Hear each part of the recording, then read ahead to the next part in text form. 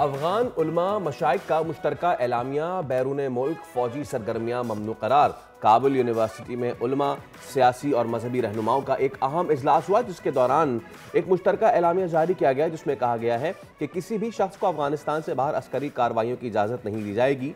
जो भी ऐसा करेगा वो बागी तसव्वुर होगा। एलामिया में अफगान हुकूमत को वाज़ेह पैगाम दिया गया कि वो अपनी सरजमीन किसी दूसरे मुल्क के खिलाफ इस्तेमाल ना होने दें। ये एलामिया पाकिस्तान के देरीना मुतालबे की तौसीक समझा जा रहा है। दहशतगर्दी पाकिस्तान का नहीं, हिंदुस्तान का वतीरा है। हम दुश्मन को छुप के नहीं, ललकार के मारते हैं। इस्लामी रियासत में रियासत के अलावा कोई जिहाद का हुक्म नहीं दे सकता। Chief of defence forces field marshal Asim Munir का कौमी उलमा मशाइख कॉन्फ्रेंस से खिताब। कहा, रियासत तैयबा और रियासत पाकिस्तान का आपस में गहरा ताल्लुक है। पाक सऊदी दिफाई मुआहिदा तारीखी है। अल्लाह ताला ने मुहाफिजीन हरमैन का शर्फ पाकिस्तान को अता किया। मार्का हक में अल्लाह की नुसरत से कामयाबी मिली। उलमा कौम को मुत्तहद रखें और कौम की नज़र में वुसअत पैदा करें। दहशतगर्दी और तरक्की एक साथ नहीं चल सकते। शोहदा की कुर्बानियों का मजाक उड़ाएंगे तो कौन पाकिस्तान की इज्जत करेगा। फिरकावादियत का खात्मा होना चाहिए। वज़ीर आज़म शहबाज शरीफ का कन्वेंशन से खिताब। कहा, जब तक यकजहती कायम नहीं होगी मुल्क तरक्की नहीं कर सकता।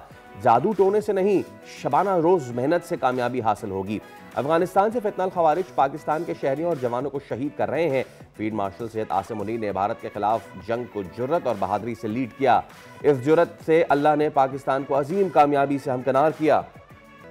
मुल्क में एक सियासी जमात सियासी दज्जाल का काम कर रही है। पीटीआई के अपने एक्शन उसको पाबंदी की तरफ ले जा रहे हैं। चेयरमैन पीपी बिलावल भुट्टो जरदारी की लाहौर में गुफ्तगू। कहा, केबी में गवर्नर राज लगाना मेरा या मेरी पार्टी का मुतालबा नहीं। मैं किसी सियासी पार्टी पर पाबंदी के हक में भी नहीं हूँ। पाकिस्तान को भारत के खिलाफ जंग में फतह हुई, पूरी दुनिया को पता चल गया। भारत के 6 तैयारे गिराए गए। पाकिस्तान को इस वक्त अफगानिस्तान से खतरात लाहक हैं। दहशतगर्द आते हैं और फोर्सेस के जवानों को शहीद करते हैं और अफगानिस्तान में छुप जाते हैं। और IMF ने पाकिस्तान में मजीद महंगाई की पेशगोई कर दी। महंगाई की शरह 4.5 से बढ़कर 6.3% तक पहुंच सकती है। जून 2026 में महंगाई की शरह 8.9% तक पहुंचने का इम्कान। दूसरी जानिब एशियाई तरक्याती बैंक ने पाकिस्तान की GDP ग्रोथ 2025 के लिए 3.0 कर दी।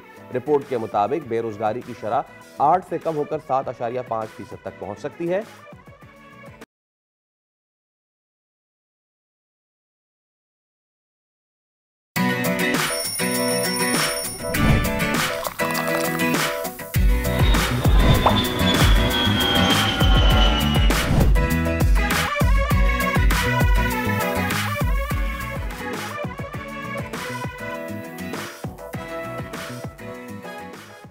अस्सलामुअलैकुम, खुश आमदीद, सुबह खैर। दुनिया बोल है के साथ मैं हूं सैयद फैसल करीम और मैं हूं सादिया सामसन। उम्मीद करते हैं आपकी सुबह का आगाज अच्छा हुआ होगा, और अगर नहीं तो there is going to be a lot for you in the show today. Absolutely. चलिए जरा आज की टॉप स्टोरी की अगर बात कर लें तो अफगानिस्तान में उलमा और मशाइख के अहम इजलास ने एक ऐसा ऐलामी जारी किया है जो खित्ते की सिक्योरिटी बहस को नहीं समझेता है। 1000 से ज़ायद उलमा ने बैरून मुल्क अस्करी कार्रवाइयों को वाज़ेह तौर पर ममनू करार दे दिया है और ऐलान किया कि जो भी अफगानिस्तान से बाहर जंग में शामिल होगा वो बागी तसव्वुर होगा। अच्छा, ये नुक्ता वही है जिसका मुतालबा पाकिस्तान बरसों से अफगान तालिबान से करता भी आया है कि अफगानिस्तान की सरजमीन पाकिस्तान या किसी दूसरे का इस्तेमाल ना हो।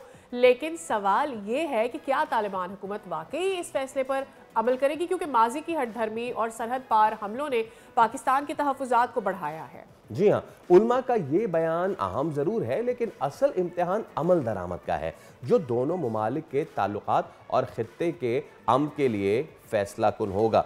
ये तो बात बहुत ही अहम है और इस पर भी हम गुफ्तगू ज़रूर करेंगे। हमारे साथ मौजूद हैं ब्रिगेडियर रिटायर्ड वक़ार हसन साहब भी, उनसे भी बात करेंगे। अस्सलाम वालेकुम वक़ार साहब, और बहुत शुक्रिया आपके वक्त के लिए।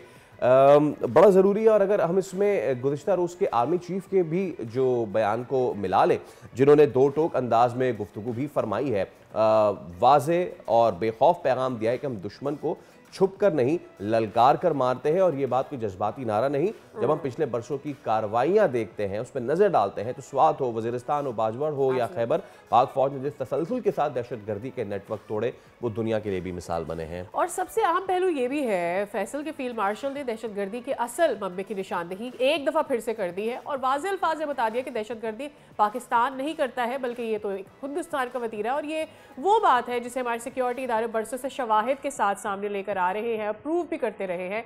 और जो बात सबसे ज़्यादा गूंज पैदा करती है वो ये है कि ललकार कर मारने का वो एतमाद, यानी आप छुप कर वार करते हैं, आप अंधेरों में वार करते हैं, एक बार नहीं कई बार, लेकिन हम आपको कॉल आउट करके आपके ऊपर स्ट्राइक बैक करते हैं। और पाकिस्तान कभी भी मिस एडवेंचर करने की कोशिश नहीं करता, पाकिस्तान हमेशा रिस्पॉन्ड बैक करता है। एब्सोल्युटली। ब्रिगेडियर वकार हमारे साथ मौजूद हैं। अस्सलाम वालेकुम सर, गुड मॉर्निंग, बहुत शुक्रिया आपके वक्त के लिए।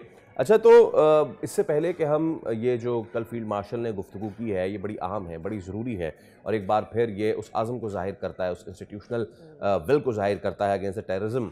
कल अफ़गानिस्तान में ये जो उलमा मशाइख मिल बैठे हैं, 1000 से ज़ायद बताया जा रहा है कि मिले हैं, और उन्होंने ये कहा है कि जी हमारी इजाज़त के बगैर कोई बाहर ना जाए और कोई किसी कहीं और जाके मिलिटेंट एक्टिविटी ना करे।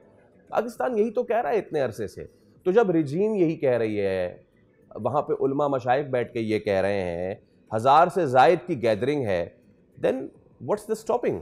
यस जी बिस्मिल्लाह, thank you very much. I think 2025 जो है ये बड़ा डिसाइसिव रहा है रीजन के लिए। यस और जो कॉन्फिडेंस है पॉलिटिको मिलिट्री लीडरशिप का, कल भी आपने देखा है, वो कमाल इस चीज़ का कि Pakistan has emerge as a net security provider, और खित्ते में अपने डिफेंस के लिए पाकिस्तान ने वो इक़दाम उठाए जो पूरी दुनिया बेसिकली उसको एक्नॉलेज भी कर रही है, उसको सपोर्ट भी कर रही है। अभी जो दोनों तरफ साफ है, अभी तालिबान रजीम एक प्रॉक्सी बनी हुई है भारत की, अनफॉर्चुनेटली।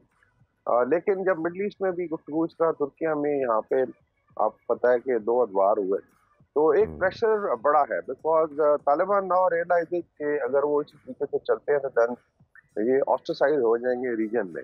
आपने देखा है कि अभी उनके पाकिस्तान के साथ ताल्लुकात बहुत ज़्यादा आई थिंक डाउनवर्ड स्पाइरल पे है। Iran is not happy, Chinese unions को टारगेट किया गया है। तो ये पाकिस्तान आई थिंक पिछले 2-3 साल से ये बात कर रहा है कि अगर आपने प्रॉक्सी बन के चलना है तो फिर आपका अपना नुकसान होगा। अभी नॉर्दर्न रेजिस्टेंस फ्रंट ने जो है, बल्कि नेशनल रेजिस्टेंस फ्रंट ने अभी अटैक्स किए हैं पंचशील वैली में। तो एक तो ये प्रेशर है, इंटरनल प्रेशर भी बन रहा है। लेकिन बात आपकी ठीक है कि अभी हमने देखना है कि डिलीवर आप क्या करते हैं, कि क्या फॉलो फेल में तजाद है, या यू फॉलो या walk the talk. Saudi Arabia से भी काफ़ी प्रेशर है कि आप चीज़ों को बेहतर बनाए। देखें, इसमें वेरी क्लियर हमारा कोई झगड़ा नहीं है अफगानिस्तान से, basically it's a regime which is using terrorism as a policy, और ये नहीं चल सकता। और आई थिंक आसिफ अस्तार साहब ने भी बड़ा क्लियर कर दिया कि जी पाकिस्तान हैज़ अ राइट, और जरूरत होगी तो हम स्ट्राइक करेंगे। लेकिन लेट्स सी कि ये जो उलमा की तरफ से आया है मैसेज, ये खुशाइंद है। इसके अंदर और भी काफ़ी बातचीत हुई है कि उसमें अफगान गवर्नमेंट पे एक प्रेशर बनेगा तालिबान गवर्नमेंट से कि they should walk the talk, और ये टेररिज्म की फैक्ट्रियां बंद करें। इसमें मेरे ख्याल किसी का फायदा नहीं है। अल्टीमेटली अफगानिस्तान में सफर ब्रिगेडियर साहब, Pakistan is very certain about the fact कि जी हमारा अफगानिस्तान से कोई है ही नहीं, कोई हमारी दुश्मनी है नहीं, और हम रखना भी नहीं चाहते। पाकिस्तान अफोर्ड भी नहीं कर सकता, पाकिस्तान को रखनी भी नहीं है। पाकिस्तान को रीजन में पीस चाहिए बिकॉज हमारी स्टेबिलिटी उस पर डिपेंड करती है। बट पॉइंट इज कि क्या ये अफगानिस्तान समझता है या समझ सकता है? जब हम डायलॉग भी करना चाह रहे थे, वी वर नॉट श्योर कि भाई कौन सा group of militants would want to come forward and talk, और जाके उनसे कौन बात करके ये कहेगा कि भाई आप अपने मुल्क में अमन कायम करें ताकि हमारे मुल्क में अमन हो। So what is there thinking is more important over here. इसमें यहाँ पे भी है अफगान जो पढ़े लिखे लोग हैं। एक तो they are very happy with Pakistan, mind Pakistan की पॉलिसी, एंड बिकॉज ये लोग वो बेचारे ऑलमोस्ट भागे हुए हैं, वापस नहीं जा सकते, बिकॉज वहाँ पे एक खास ब्रांड का इस्लाम लाया गया है जो बेसिकली नोबडी एक्चुअली एग्री जो बाकी मुस्लिम ममालिक है। दूसरा जो है मेनली आई थिंक वो उनकी भी अपनी असेसमेंट है कि एक तो एरोगेंस है, किसी हद तक जहालत है रजीम में, स्पेशली जो इनकी रूलिंग एलीट है, सो कॉल्ड है, और शायद समझ नहीं है इंटरनेशनल रिलेशंस की, बायलैटरल रिलेशंस की। एक खन्नास है जी कि probably they defeated super power. हालांकि आपको पता है कि जिस तरीके से ये हुआ, आप पूरी रिसर्च करें, 40 साल में पिछले 28 से 30 साल ऑक्युपाइड रहा अफगानिस्तान, और जब आएंगे सुपर पावर दे टुक आवर्स। बात यह है कि या सारा जो बेस था उसका मॉरल डिप्लोमेटिक आप कह लें सोशल सपोर्ट तो पाकिस्तान से रही, पाकिस्तान ने इसको फाइट आउट किया अपने इंटरेस्ट के लिए। तो ये थोड़ा मेरे ख्याल वहम वहम तो जो है उनका दूर हो जाएगा जल्दी। इस वक्त भारत तो पैसे लगा रहा है, कुछ ये भी रिपोर्ट्स हैं कि इवन यूएस फंडिंग अभी सुना है वो $80 मिलियन डिलीवर हुए कैश में भी, इस पे भी आई थिंक बातचीत हो रही है कि ये जो है बाकी पावर्स किस तरीके से इस चीज को चला रही है। लेकिन आई थिंक ये मेरी प्रोडिक्शन है, इंशाल्लाह आप देखेंगे next 6 month either they behave like a state और दे विल पेरिश। मतलब ये हो ही नहीं सकता कि ये सस्टेन कर सके, अंदरूनी हालात बहुत ज्यादा है। मेरे ख्याल तो से वहाँ का हाँ एक्सप्लोरा बताता है स्टोरीज के अंदर क्या बिल्कुल हालात है, बिल्कुल। भूखो अफलास है, खवातीन बंद है, इस तरह स्टेट्स नहीं चल सकती किसी सदी में। हाँ वो बेचारे 4 बच्चे मशहूर मूवी पीकी ब्लाइंडर्स का रूप धारते हैं, उनको वहाँ पे गिरफ्तार उनके साथ कर लिया गिरफ्तार जाता कर है लिया यार। जाता है। तो इस तरह की चाइल्डिश चीज़ें हो रही है ना। आपने जो बात की ना कि उनको they have to behave like a state, तो इसीलिए शायद they are calling in their people जो कि बाहर मुल्कों में बैठे हुए हैं और उनको बुलाया जा रहा है हेरात में और बताया जा रहा है कि जी आप चलिए मुल्क का नज़्म व नस्क संभालिए। At the at one point ये चीज़ें हो रही हैं, लेकिन दूसरी जानिब हमें अपनी चीज़ें भी जो है ना उसको भी मद्देनज़र रखना है। कल जो फील्ड मार्शल ने गुफ्तगू फरमाई कॉन्फ्रेंस से, एक बार फिर उन्होंने इस अज़म का इजहार किया कि छुप के वार नहीं किया जाता, बल्कि दो टोक जो है अलल ऐलान ललकार कर मारने वाली बात की जाती है। और दूसरा उन्होंने गुफ्तगू ये भी फरमाई कि भाई रियासत हो, अवाम हो, इदारे हों, सब आज एकजुट हैं, एक ही सफ में खड़े हैं। A very important statement from field marshal sir. ये बड़ा जरूरी आई थिंक एक्सटर्नली भी बड़ा जरूरी था और ये आई थिंक रिपीटेडली उनका पॉलिसी भी रही है and people have seen it. अभी इसमें ये नहीं है कि सिर्फ बातचीत है या रिटोरिक है। मे में जिस तरीके से पाकिस्तान ने कंडक्ट किया and this is appreciated all across the world because अभी stakes are very high. Israel ने जिस तरीके से ईरान के साथ किया या भारत ने हमारे साथ, उसमें इस्लामिक वर्ल्ड में भी अवेयरनेस है कि ये बेसिकली चीजें किस तरफ जा रही हैं। तो उसमें आई थिंक ये चीज सब डिस्प्लेड है। दूसरा इंटरनली आई थिंक बड़ा स्ट्रॉन्ग मैसेज था कि political military leadership is United. अभी बलूचिस्तान में आप देखा फाल बुख्ती साहब लीड कर रहे हैं। I think the only problem इस वक्त है कि जमाने में एक आप कह लें कि तालिबान को आप कह लें कि एक साइकोलॉजिकल सपोर्ट थी। देयर वर सर्टेन फैक्शन जो जनरली बिलीव करते थे कि ये कोई इस्लाम शाम का है। अभी जब से पाकिस्तान को फॉरेन डिक्लेयर किया, इट्स नाउ वेरी क्लियर।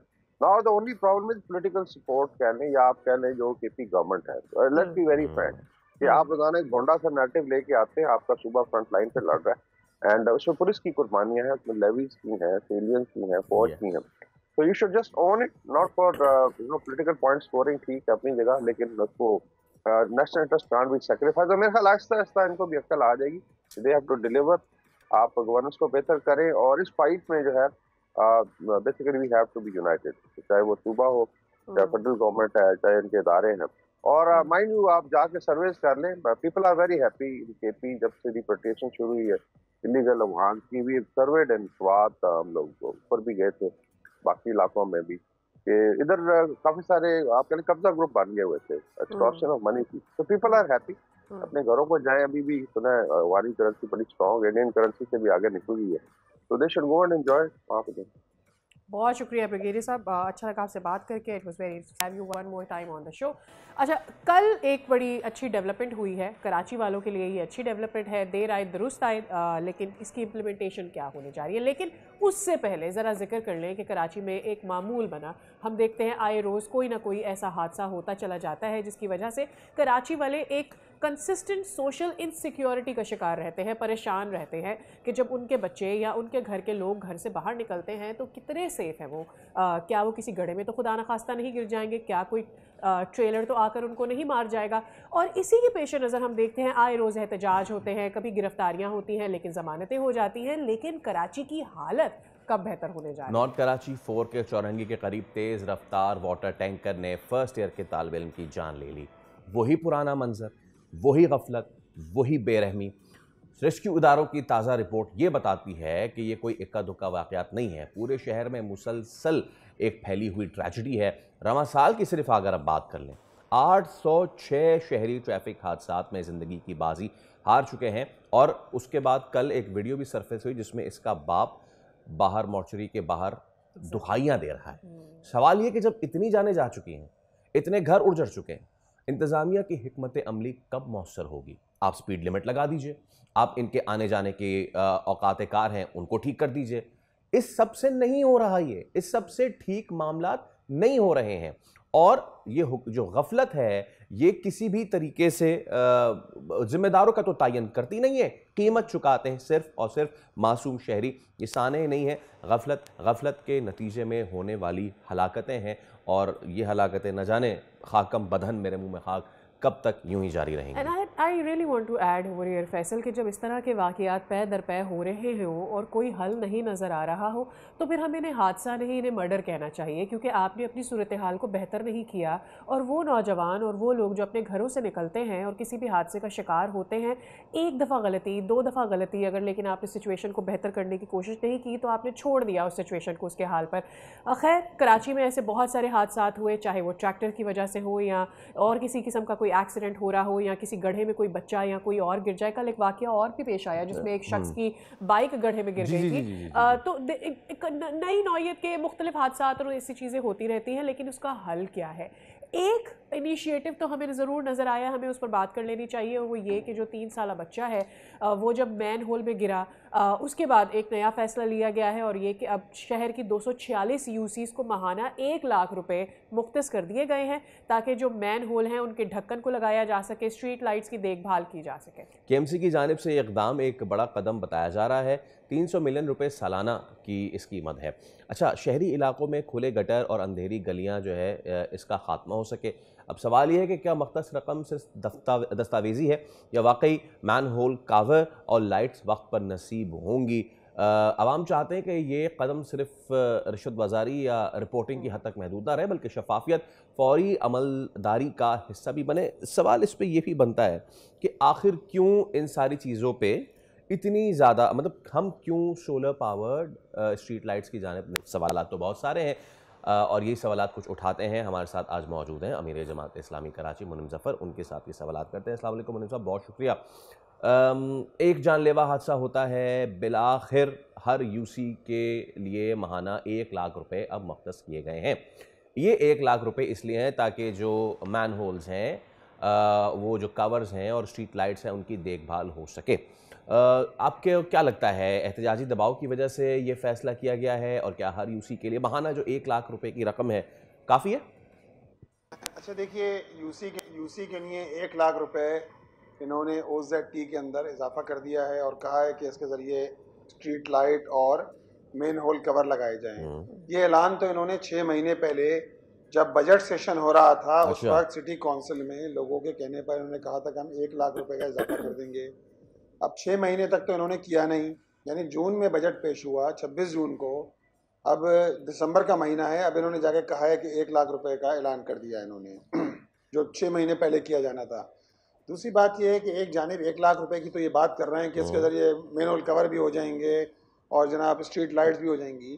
ज़रा ये बताएं ना कि इस शहर कराची के 3,360 अरब रुपए पर पीपल्स पार्टी की हुकूमत ने पिछले 15 साल में जो 3,360 अरब रुपए, जिसमें 1,000 जो है वो तो सीधे सीधे आपका जो है वो जो पोर्ट से जो है वो सामान इंफ्रास्ट्रक्चर सेस जिससे कहलाता है, पोर्ट से जो सामान निकलता है उसमें जो टैक्स होता है 15 साल का 1,000 अरब रुपए है। डेवलपमेंट का 944 अरब रुपए सूबाई हुकूमत, 416 अरब रुपए वफाकी हुकूमत और 1,000 अरब रुपए OZT का 2006 के मुताबिक शेयर है। तो सब मिला लें तो 3,360 अरब रुपए मिलते हैं। तो एक जानिब इतनी जो है बड़ी रकम जिसको हड़प कर गए और दूसरी जानिब 1 लाख रुपए की बात कर रहे हैं। मेरा ख्याल है कि ये मजाक है, ये शहर कराची के लोगों के साथ मजाक है कि अपनी जिम्मेदारी आप अदा ना करें, लोगों को बाइख्तियार ना बनाएं। 18वीं तरमीम के बाद जो इख्तियारात निचली सतह पर टाउन्स और यूनियन काउंसिल्स को मिलना चाहिए थे, आप वो ना देने के लिए तैयार ना हो और आप एक लॉलीपॉप दे दें कि 1 लाख रुपए हमने दे दिए। भाई ये बताएं ना कि अभी भी जो यूनियन काउंसिल्स हैं जो खर्चा करती हैं, क्या करती हैं, तनख्वाहों के बाद जो कुछ उनके पास बचता है उसका बेशतर रकम यानी 50% से 60% रकम वो है जो सेवरेज और पानी पर ही खर्च हो रही है। हर यूनियन काउंसिल की हालत ख़राब है, हर टाउन की हालत ख़राब है, और ये पानी और सेवरेज तो उनके डोमेन में आता ही नहीं है। इस पे तो बराह रास्त वाटर एंड सीवरेज कॉरपोरेशन के चेयरमैन मुर्तज़ा वहाब साहब हैं, Sindh solid waste management board जो कचरा उठाने का महकमा है, सॉलिड वेस्ट का महकमा है, उस पर जो है वो पीपल्स पार्टी की हुकूमत का कब्जा है। तो आप जिम्मेदारी अदा नहीं कर रहे, इख्तियार देने के लिए तैयार नहीं है, और एक खिलवाड़ है जो शहर कराची के लोगों के साथ जारी है। तो बोरा साहब ये बताएगा कि क्या केएमसी की जानिब से कोई ऐसा मैकेनिज्म वज़ा किया गया है जिससे ये मालूम हो सके कि रकम वाकई मैन होल के जो कवर्स है या फिर स्ट्रीट लाइट्स है उसके लिए इस्तेमाल हो रही है, और अगर किसी यूसी ने इस रकम को ज़ाया कर दिया है, गलत इस्तेमाल किया है, तो इस बदइंतज़ामी को किस तरह से कानूनी तौर पर टेकअप किया जा सकता है? इसकी ट्रांसपेरेंसी लाने का क्या मैकेनिज्म है? देखें जी, ऑफिशियली तो कुछ भी चीज़ नहीं है। अच्छा। ये सारे ऐलानात हैं, दावे हैं, और इनके दावे भी वो हैं जो हवा हो जाते हैं। सारे दावे के दावे ही हैं। 12 से 13 लाख कर दिया, ऐसा लग रहा है आतिम ताई की कबर पे लात मारी है इन लोगों ने। अब भाई ये बताइए ना, अब नेमतुल्लाह खान साहब के दौर में हर यूसी को पहले साल 35 लाख रुपए मिलते थे, दूसरे साल 35 लाख रुपए डेवलपमेंट के, सिर्फ डेवलपमेंट की बात कर रहा हूँ मैं आप ये। तीसरे साल यूनियन काउंसिल 178 यूनियन काउंसिलें थी, तीसरे साल 64 लाख रुपए पर यूसी, और उस वक्त, और आखिरी साल 1 करोड़ रुपए। उस वक्त डॉलर जो था वो 2001 से 2005 तक डॉलर की जो वैल्यू थी वो 52 रुपीज़ थी पाकिस्तानी। अब अंदाज़ा लगाइए डॉलर कहाँ पहुँच गया, 5 गुना से भी ज़्यादा हो गया, 5.5 गुना 6 गुना पे पहुँच गया है। लेकिन आप इस वक्त क्या दे रहे हैं, इस वक्त यूनियन काउंसिल को ना इख्तियार दे रहे हैं, ना वसाइल दे रहे हैं, और आप कहते हैं जी 1 लाख रुपए हमने दे दिए। तो मेरा ख्याल है इस तर्ज अमल पर गौर करना चाहिए। ये तर्ज अमल शहर के लिए किसी तौर मुनासिब नहीं है। बाकी जहाँ तक इसका ताल्लुक है, उन्होंने नाकामी का एतराफ़ कर लिया है। नाकामी का एतराफ़ कर लेने के बाद क्या बनता है फिर तो सूरत ये बनती है कि आपको इस्तीफ़ा दे देना चाहिए कि मेयर ने नाकामी का एतराफ़ कर लिया कि वो नाकाम हो गया है डिलीवर करने में। अच्छा, ये बताइए मुनीम साहब, आपका एक बयान था कि आप लोगों ने 9 यूसीज़ में तकरीबन 35,000 मैन होल्स के ढक्कन लगाए, लेकिन इब्राहिम वाक़या जो हुआ है उसके बाद आपने कहा कि गटर के ढक्कन लगाना यूसी नाज़िम का काम नहीं है। ये बयान में तज़ाद है? ये देखिए मैं बता देता हूँ, यूसी में नहीं, हमने अपने 9 टाउन्स के अंदर 35,000 मेन होल कवर जो हमारे ओन रिसोर्सेज हैं। ओन रिसोर्सेज से मुराद ये कि जो हमारे पास टैक्सेस के अपने ज़राए हैं, जिसमें प्रॉपर्टी टैक्स है, जिसमें शॉप बोर्ड वगैरह का है, उसके ज़रिए इतने बड़े पैमाने पर टाउन्स के अंदर मेन होल कवर खुले थे। हमने बाज़ टाउन्स के अंदर ख़ुद बनवाए, बाज़ टाउन्स के अंदर हमने बाय किए, और बाय करने के बाद हमने कोशिश की कि हम कम अज़ कम इतना करें कि अपने रिसोर्सेज के, देखें इख्तियार हमारा नहीं था, जी। आज भी हमारा इख्तियार नहीं है। Karachi water and sewerage corporation he main whole cover उसको देना चाहिए, उसी का डोमेन बनता है। लेकिन सब के बावजूद भी हमने इख्तियार से बढ़कर काम, और क्या होता है कि भाई हमने मिसाल के तौर पे हमने 1.25 अरब से 1.5 अरब जो है वो 2 साल में हमने 1.25 अरब से 1.5 अरब रुपए वो हैं कि जो पानी और सीवरेज पर हमने खर्च किया है जी। अब आप कह सकते हैं कि क्यों खर्च किया आपने, काम तो हमारा नहीं है, काम तो वाटर एंड सीवरेज कॉरपोरेशन का है कि जिसको 1.6 बिलियन डॉलर अमेरिकन डॉलर इस काम के लिए दिए गए हैं कि वो पानी की निकासी के निज़ाम को बेहतर बनाए। ये जो जगह जगह गटर बह रहे होते हैं, सीवरेज बह रहा होता है, इसको बेहतर बनाएं, वो बनाने के लिए तैयार नहीं है। देखिए आप जब भी कोई प्रोजेक्ट शुरू करने जाते हैं, सड़क बनाने जाते हैं, तो पहला मसला क्या होता है, पहला मसला यही होता है कि भाई सीवरेज की लाइन को तो ठीक करो, पानी की लाइन को तो ठीक करो। हमने बिला मुबालगा ये बात कर रहा हूँ कि पानी और सीवरेज पर कमोबेश 1.5 अरब रुपए हमने अपने टाउन्स ने हमारे खर्च किए अपने ओन रिसोर्सेज के ज़रिए। तो अगर ये सारा काम टाउन्स को ही करना है, यूनियन काउंसिल को ही करना है, तो भाई ये बताएं ना कि किस मर्ज की दवा है मुर्तज़ा वहाब साहब, जो सिर्फ उछल कूद करने का, सिर्फ जो है गैर संजीदगी दिखाने का, गैर अखलाकी ज़बान इस्तेमाल कर रहे हैं, जो मेरा ख्याल है ये मुनासिब नहीं है। उनको अपने इस तर्ज़ अमल पर गौर करना चाहिए। मोहन साहब, जब मुर्तज़ा वहाब साहब माफ़ी मांगने के लिए गए थे और उसके बाद बड़े बड़े दावे सामने आए, इब्राहिम के हादसे के बाद की मैं बात कह रही हूँ, लगा ऐसा था फौरी तौर पर कोई एक्शन हो जाएगा, कुछ हंगामी तौर पर एक्शन लिया जाएगा, लेकिन अभी भी चीज़ें बहुत स्लो पेस में जाहिर करने की कोशिश की जा रही है कि जी हम एक सिस्टम के तहत चीज़ें करना चाहते हैं, और हादसात होते चले जा रहे हैं। आपको लग रहा है कि क्या इस पूरे के पूरे सिनेरियो से या वाक़े से जान छुड़ाने की कोशिश की जा रही है? देखें, पैसों की कमी नहीं है इनके पास। जब से 18वीं तरमीम के बाद और 2010 में जो NFC आखिरी NFC आया था, उसके बाद इनके पास फंड की कमी नहीं है। आप इससे अंदाज़ा लगाइए ना कि जो 2008 में उस वक्त बल्दियात को 49% दिया जाता था 18वीं तरमीम से पहले, लेकिन 18वीं तरमीम के बाद उस वक्त जो NSC किया गया, उसके बाद अब बल्दियात का शेयर घट के 5.8% रह गया है। अब ये सारे वसाइल कहाँ जा रहे हैं? ये तो सूबाई हुकूमत के पास जा रहे हैं ना। बिल्कुल। और सूबाई हुकूमत बल्दियात को एम्पावर करने के लिए, बल्दियात को पावर ट्रांसफर करने के लिए तैयार नहीं है, जिसकी मैंने आपको मिसाल दे दी कि ना सीवरेज का महकमा टाउन्स के ज़ेर इंतज़ाम है। चलें, ज़ेर इंतज़ाम ना कीजिए, कोई कोऑर्डिनेशन तो पैदा कीजिए। इसी तरह ना ही Sindh solid waste management board का महकमा टाउन के ज़ेर इंतज़ाम है, आप उसको भी नहीं देते। ये दोनों मेजर प्रॉब्लम है इस वक्त शहर के। गटरों का बहना, गटरों के ढक्कन, गटरों का बहना, पानी का ना आना शहर के अंदर 50% इलाके में, और इसी तरह सेवरेज जो है वो खुद इनका कहना है कि 15,000 टन जो है कचरा रोजाना निकलता है इस शहर से। जी हाँ। अब कहाँ जाता है? लैंडफिल साइट तो दो ही हैं, तो ना ये इख्तियार देते हैं, ना अपने हिस्से का काम करते हैं। और इसी तरह ये लिप सर्विसेज हैं जो सिर्फ पीपल्स पार्टी की हुकूमत कर रही है। अगर इसको कुछ करना होता तो 17 साल बहुत होते हैं हुकूमत करने के लिए। सारी इख्तियारात होने के बावजूद MQM इनकी पार्टनर रही 2008 से लेकर 2014 तक। आज भी वफाक में MQM इनकी इत्तेहादी है, यानी सदर इनका, 2 वज़रा आला इनके, 2 गवर्नर इनके, स्पीकर इनका, डिप्टी स्पीकर सेनेट इनका, कौमी असम्बली इनका, सब के बावजूद रोना गाना चलता है, लोगों के मसले हल करके नहीं देते। कराची के लोग वहीं के वहीं खड़े हैं, मसाइल बढ़ते जा रहे हैं, कम होने का नाम नहीं ले रहे। अच्छा मुनीम साहब, आखिर में सिर्फ ये बता दीजिए, सिर्फ कवर्स और स्ट्रीट लाइट से मसला हल हो जाएगा या ड्रेनेज नेटवर्क, अंडरग्राउंड इंफ्रास्ट्रक्चर, उसकी भी मुकम्मल जांच ज़रूरी है? इस नए निज़ाम का मकसद महज हादसात रोकना है या पायदार निज़ाम जो है उसको लाना है? देखें, पायदार निज़ाम तो नहीं है ना, ये बल्दियाती निज़ाम जो है वो लूला लंगड़ा निज़ाम है। असल में तो ये होना चाहिए कि सिटी डिस्ट्रिक्ट गवर्नमेंट्स जो 2001 से लेकर 2010 तक का निज़ाम था कि ये बल्दियाती हुकूमतें होती जिनको एम्पावर किया जाता और उसके नतीजे के अंदर ये डिलीवर करने के काबिल होती हैं। तो अब आपने तो करा ही है कि इनको डिलीवर करने के काबिल तो छोड़ा नहीं है। तो लूली लंगड़ी अपाहिज ये डिस्ट्रिक्ट बल्दियाती हुकूमत है और इसके अंदर जो है वो आप लोगों को ज़ाहिर बात इख्तियारात नहीं दे रहे, ना वसाइल दे रहे हैं, जिसके नतीजे के अंदर मसाइल दिन ब दिन बढ़ते जा रहे हैं और कम होने का नाम नहीं ले रहे। बहुत शुक्रिया मोनिम ज़फ़र साहब। बस उम्मीद ही कर सकते हैं कि इसके बाद कोई ट्रांसपेरेंसी आ जाए, लोगों के जो सड़कें हैं वो थोड़ी सी और रोशन हो जाएं और जहां गटर खुले हुए हैं उनके ऊपर कवर्स रख जाएं। इसी उम्मीद के साथ ले रहे हैं एक break. See you after this.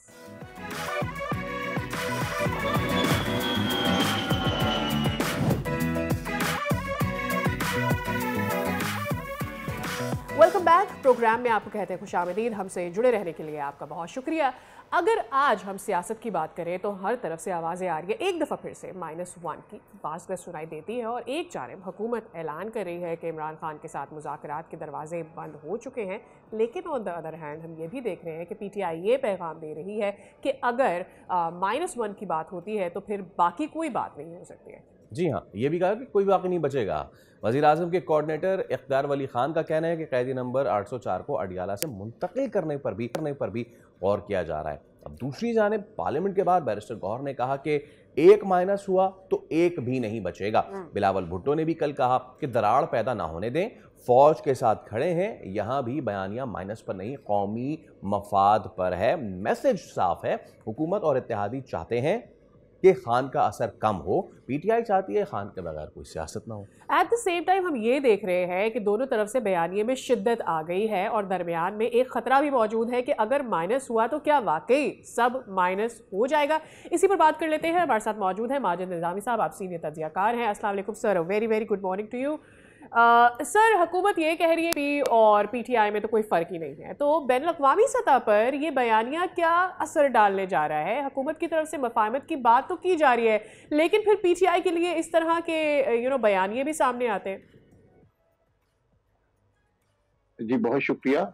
मेरा ख्याल है ये जो हुकूमत की जानिब से स्टेटमेंट है कि कलअदम TTP और PTI में कोई खास फ़र्क नहीं है, इसको तो मैं एज ए पॉलिटिकल स्टेटमेंट ही लूँगा। उसकी वजह यह कि इस तरह के तुंदो तेज़ बयानात हम माजी में भी देख चुके हैं, जब शहबाज शरीफ ने कहा कि मैं घसीटूँगा, और इसी तरह फिर हमने देखा कि उसके बाद भी इस तरह के कई बयानात हैं कि जिनके ऊपर बात की जा सकती है और उसमें फिर बाद में बहुत से लोगों ने माजरत भी की, कुछ नहीं भी करते। इसलिए मैं इसको इस हवाले से तो नहीं, संजीदगी से तो नहीं लेता कि जिसमें ये कहा जाए या क्लेम किया जाए कि जी वाकई ऐसा है। ये बात दुरुस्त है कि हुकूमत के लिए इस वक्त तहरीक इंसाफ का जो बयानिया है, खसूसन डिजिटल मीडिया पर, सोशल मीडिया पर, वो परेशानी का बाइस है। और इसके लिए हुकूमत ने बहुत सी कोशिशें भी की हैं, जिसमें उन्होंने क्रैकडाउन्स भी किए, अपनी सोशल मीडिया टीम्स भी बनाने की कोशिश की, और ये सारा मामला हमारे सामने है। तो अब इस वक्त जो इशू है वो ये है कि तहरीक इंसाफ और हुकूमत, चूंकि इख्तलाफात की नोयत इस हद तक बढ़ चुकी है दोनों में कि वहां से वापसी का जो रास्ता है वो नजर नहीं आ रहा। और जब हुकूमत की जानिब से ये कहा जाएगा कि जी खान नहीं तो कुछ भी नहीं, और अगर ऐसी सोच कोई रखता है तो फिर उसके ऊपर लानत मुलामत की जाती है, तो इस तरह की जो चीजें हैं वो उसमें जलती में तेल का काम करती हैं। और फिर इसी तरह हम देखते हैं कि जी ये ऐलान हुआ कि जी लोग सरेंडर करना शुरू कर देंगे, पीटीआई से लाताल्लुक हो जाएंगे, बैरून मुल्क चले जाएंगे। तो वहां से एक एक बड़ा हार्ड कोर किस्म का बयानिया बनाया जा रहा है। लेकिन दूसरी जानिब से पीटीआई का जो प्रॉब्लम है वो ये है कि वहां पर उनके चेयरमैन इमरान खान तो मौजूद हैं। वो चाहते हैं कि एक एक्सट्रीम लेवल की कुर्बानी भी दी जाए और लोग घरों से बाहर निकले, एक बड़ा एहतजाज हो, लेकिन ग्राउंड पे प्रैक्टिकली वैसा होता नजर नहीं आ रहा। तो इसलिए फिर सोशल मीडिया का सहारा लेकर तहरीक इंसाफ जो है वो हुकूमत को परेशान करती है। और इसी वजह से फिर हम ये देखते हैं कि ये जो सियासी गर्मा गर्म बहस है, बयानबाजी है, तुंदो तेज बयानात हैं, ये सब उसी का एक नतीजा है। अच्छा, ये बताइए कि बैरिस्टर गौहर ने वार्निंग दी है, माइनस हुआ तो कोई नहीं बचेगा। ये बयान में सख्ती तो है, लेकिन ये बयान सिर्फ सियासी है या इससे निज़ाम के लिए कोई हकीकी खतरा भी आप देखते हैं? जी देखिए, फ्रैंकली इस वक्त तहरीक इंसाफ की जानिब से तो निज़ाम को कोई खतरा नहीं है। उसकी दो तीन बड़ी वजूहत है। एक तो ये है कि कौमी असम्बली के अंदर जो नंबर गेम है वो मुकम्मल चेंज हो चुकी है, हुकूमत 2/3 तक पहुंच चुकी है। दूसरा ये है कि अदालत के महाज से भी हुकूमत को कोई ऐसा बड़ा खतरा नहीं है कि जिसकी बुनियाद पे ये दावा कि जी वहां से कोई इशू हो सकता है। माजी में हमने देखा कि अदालत से जो प्राइम मिनिस्टर हैं वो घर भेजे जाते थे। एक तो वो इशू भी नहीं है, कौमी असम्बली का इशू भी नहीं है, अदालत का इशू भी नहीं है। तीसरा ये कि ग्राउंड पे तहरीक इंसाफ की जानिब से कोई इतनी बड़ी एहतजाजी तहरीक भी सामने नहीं आ रही। तो उस बुनियाद पे ये नहीं कहा जा सकता कि इस वक्त कोई हुकूमत पर तहरीक इंसाफ का दबाव है। हाँ, बैरिस्टर गौहर जो बात करते हैं वो धीमे लहजे के साथ बीच बचाव का रास्ता बनाने की कोशिश करते हैं। और जिस तरह उन्होंने कहा कि हमें इस चीज से आगे निकलने के लिए आगे बढ़ना चाहिए, तो ये बुनियादी तौर पे वो जो सेनेटर फैसल वावडा ने बयान दिया था कि जी अगर -1 नहीं होगा तो पूरी की पूरी तहरीक इंसाफ माइनस हो जाएगी, तो मेरा ख्याल है ये उस कॉन्टेक्स्ट में ये बयान किया जा रहा है कि आप साथ लेके चलने की बात करें, मुज़ाकरात की बात करें और किसी तरीके से कोई रास्ता निकालें। अगर इस तरह करेंगे -1 वाला फॉर्मूला, वो जो एक बड़ी बहस हो रही है कि जिसमें ये कहा जा रहा है कि जिस तरह MQM को कराची में बड़ा इररेलेवेंट कर दिया गया और अल्ताफ हुसैन को माइनस कर दिया गया, तो इस तरह से इमरान खान के साथ भी हो सकता है या हो रहा है। लेकिन दोनों सूरतों में मैं इसका कंपैरिजन ड्रॉ नहीं कर पाता कराची की सूरत हाल से, क्योंकि पाकिस्तान तक इस वक्त जो सिचुएशन है सियासी मैदान में, एक तरफ हम गर्मा गर्मी देख रहे हैं and at the same time हम ये देख रहे हैं कि कुछ यूट्यूबर्स के खिलाफ भी कार्रवाइयाँ हो रही हैं। इसमें ढकी भाई वाला मामला है, फिर रजब भट्ट वाला मामला है, उनको वापस बुला लिया गया है। गुज़श्ता हुकूमत में भी यूट्यूबर्स, सोशल मीडिया इन्फ्लुएंसर्स का एक बड़ा हाथ रहा है। तो इन मामलात में भी आपको लगता है इन यूट्यूबर्स के खिलाफ कार्रवाइयाँ और दोबारा से सरगर्मी सियासी माहौल में जो नज़र आ रही है, एक उसका इन्फ्लुएंस है? देखिए, अभी तक की जो सिचुएशन है उसमें तो कोई इतनी बड़ी कार्रवाइयां नहीं हो रही है। रजब भट्ट के मामले में भी हमें ऐसे लग रहा है कि उसे रिलीफ मिल जाएगा, क्योंकि आज हमने देखा कि जिस तरह से उसकी कल रात उसकी एंट्री एयरपोर्ट पे हुई और आज जिस तरह वो हाई कोर्ट में नमूदार हुए, तो उससे पता चल रहा है कि कोई उन्हें इतना बड़ा खतरा नहीं है। और जिस तरह से उन्हें प्रोटोकॉल दिया गया और जिस तरह वो बगैर नंबर प्लेट की गाड़ी में रेड जोन के अंदर फिर रहे थे, तो ये वो चीजें हैं कि जिनसे पता चलता है कि उनके लिए हालात इतने खतरनाक नहीं है। इसी तरह आपने दूसरे यूट्यूबर का जो नाम लिया है, जिस तरह से उसकी वीडियो सामने आई जिसमें उन्होंने FIA की जुलसी बनी थी इंडिपेंडेंट, उसके ऊपर इल्जामात लगाए, अपनी पूरी कहानी सुनाई, तो लोगों को उनसे हमदर्दी भी बिल्कुल हुई है। लेकिन ये दोनों चीजें जो हैं ये यूट्यूबर्स के खिलाफ नहीं जा रही, बल्कि मुझे लगता है चले कि ये ठीक, उनके बिल्कुल हक में ठीक जा है, रही है। बिल्कुल ठीक है सर। चलें, आपको आगे भी हम मौका देते रहेंगे, ज़हमत देते रहेंगे। बहुत शुक्रिया आज हमारे शो का हिस्सा बनने के लिए। इससे पहले, इस मामले से पहले हम बात कर चुके हैं थोड़ी बहुत कराची की सड़कों पे जो ट्रैफिक हादसात हुए हैं, और गुज़िश्ता रोज़ नॉर्थ कराची 4 के चौरंगी के करीब ये वाक़या पेश आया। फर्स्ट ईयर का तालिब इल्म था। ये तमाम सिचुएशन रही, उसके बाद वही रिपीटेड मनाज़िर, इसको नज़र आतिश कर दिया गया, और फिर बाप की वो दुहाइयाँ वो भी सामने आईं।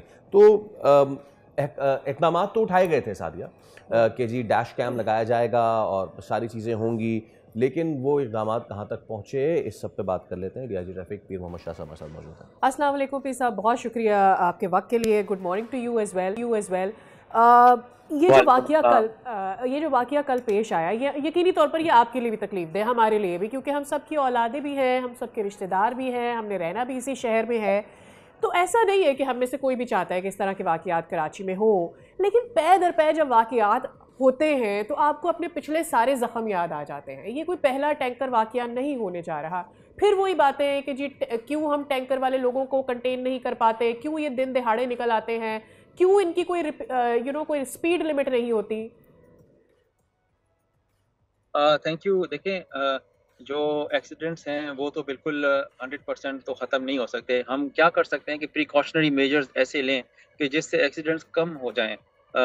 टू स्टार्ट विथ मैं ये ज़रूर कहूँगा कि जब ये एक्सीडेंट्स रोज़ाना 3 हुआ करते थे और 90 तक महीने में जाते थे, तो अब जो है ये फिगर जो है 40 से 50 के बीच में है। लेकिन हैविंग सेड दैट, इस तरह के एक्सीडेंट जब होते हैं तो हम मज़ीद भी इंटरवेंशंस लेकर आते हैं ताकि इसको जितना इम्प्रूव कर सकें हम उसको इम्प्रूव करें। तो ट्रैकर्स जो है वो बेसिकली हमें इनकी स्पीड लिमिट इंस्टेंटेनियसली देते हैं, और इनको टिकट्स जा रहे हैं तकरीबन 100 से ज़्यादा टिकट्स जो हैं वो मुख्तलिफ गाड़ियों को, ओवर स्पीडिंग पर, बड़ी गाड़ियों को डेली बेसिस पर हम इरसाल कर रहे हैं, और वो पे भी कर रहे हैं, उनसे इम्प्रूवमेंट भी आ रही है। लेकिन चूँकि सर्दियाँ हैं, पानी औस होती है, सड़कें गीली होती हैं, तो ये इस तरह के एक्सीडेंट्स गाए बगाए हमारे सामने आते हैं।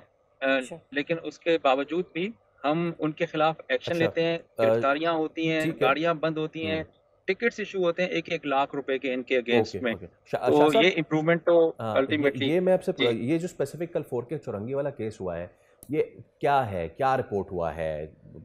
ये औकात कार से बाहर ये जा रहा था, ये गाड़ी, या फिर पानी का जो अच्छा पानी का जो टैंकर है ना, वो एग्जेम्पशन उसको मिली हुई है सरकार की तरफ से, स्पीड लिमिट क्योंकि तो पानी नहीं है एसेंशियल नहीं, स्पीड लिमिट तो देखें वो ऑटोमेटिकली चेक हो रही होती है। जो गाड़ी भी 30 से ऊपर चलती है उसको खुद से ही टिकट, खुद यानी कि ऑटोमेटेड सिस्टम है, उसमें हम ना चेक कर रहे होते हैं, वो ट्रैकर खुद बताता है कि इस गाड़ी ने 40 पे चली है या 45 पे चली है, तो उसको टिकट इशू हो जाता है।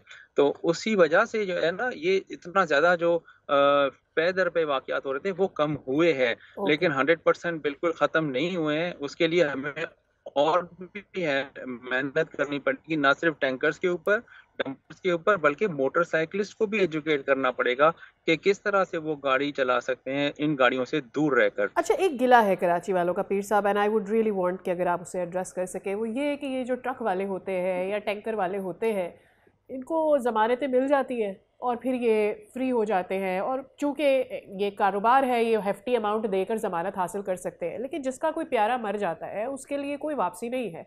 सो पॉइंट ऑफ व्यू ये है कि इसके ऊपर सख्ती होनी चाहिए। अब मुझे, जैसे फैसल भी आपसे बात कर रहे थे, कि पता तो चले कि क्या इसने ओवर स्पीडिंग की थी, अगर ये दिन में भी जा रहा था, गलती किसकी थी, क्या क्लैरिफिकेशन हुई है उसके ऊपर?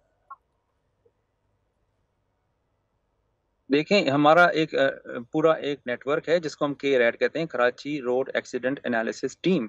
वो हर एक्सीडेंट को जो है ना वो डॉक्यूमेंट करती है, रीजंस बताती है। इवन ड्राइवर जो होता है उसका हम डोप टेस्ट भी करते हैं, एंटी जो होता है सब्सटेंस डिटेक्शन टेस्ट, तो उससे पता लग जाता है कि आया ये नशे में था, आया ये गाड़ी ओवर स्पीड कर रही थी, या मोटर बाइक का कसूर था। वो what ever it is documented on the very same day, और वो फिर हमारा दायमी रिकॉर्ड का हिस्सा बन जाता है। कोर्ट के सामने भी वो पेश होता है।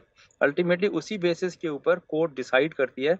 अब बेल देना, वो तो देखें ना, कानून में अगर ये बेलेबल है यानी कंपाउंडेबल ऑफेंस है तो उसमें तो हो सकती है, बेल भी हो सकती है, वो तो एक यानी हमारे दायरा इख्तियार से राइट। बाहर है। वो वकला होते हैं और आगे जजेस होते हैं, उनके आर्ग्यूमेंट सुनते हैं, वो समझते हैं कि इसको बेल देनी है तो वो दे देते हैं। उसका फिर अपील होती है अगले कोर्ट के अंदर कि इसकी बेल रिजेक्ट की जाए। वो तो एक बिल्कुल अलग प्रोसीजर है फिर।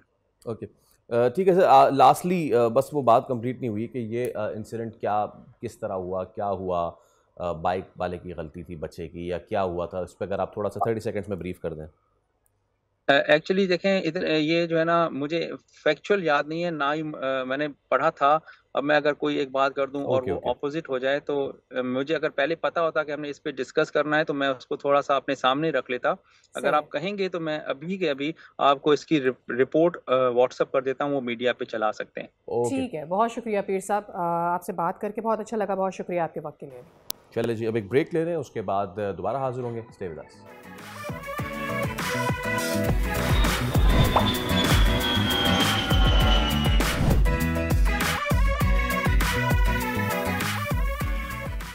वेलकम बैक, खुश आमदीद। और चाहेंगे कि आपकी सुबह का आगाज़ अच्छा हो, और हम कोशिश कर रहे हैं कि अच्छी अच्छी खबरें भी साथ साथ आपके शेयर करते रहें ताकि आपकी हौसला अफजाई भी होती रहे, एक मोटिवेशन भी रहे। तो जनाब, अच्छी खबर ये है कि पाकिस्तान की मईशत पर बैरूनी सरमायाकारों का एतमाद 7 साल की बुलंद तरीन सतह पर इस वक्त पहुँच चुका है। और OICCI के ताज़ा सर्वे में बिजनेस कॉन्फिडेंस इंडेक्स उसमें 22% तक पहुँचा है। और महज एक अदद नहीं, ये बता रहे हैं कि कारोबारी माहौल बदले बगैर आदाद जो है वो नहीं बदलते। और सबसे अहम किरदार इसमें सरमायाकार काउंसिल का है, जिसने SIFC पॉलिसी फ्रेमवर्क में इस्तेहकाम पैदा किया और फैसलों में तेज़ी आई है। वन विंडो ऑपरेशन हो गया है। और साथ ही साथ आपको ये भी अपडेट करें कि जो पाकिस्तान स्टॉक मार्केट है वो एक बार फिर तेज़ी दिखा रही है, और आज दूसरे रोज़ मुसलसल उसका बेहतरीन परफॉर्मेंस देख रहे हैं हम। पाकिस्तान स्टॉक एक्सचेंज अहमद चुनाय साहब हमारे साथ मौजूद हैं। अस्सलाम वालेकुम चुनाय साहब, thank you so much for your time sir.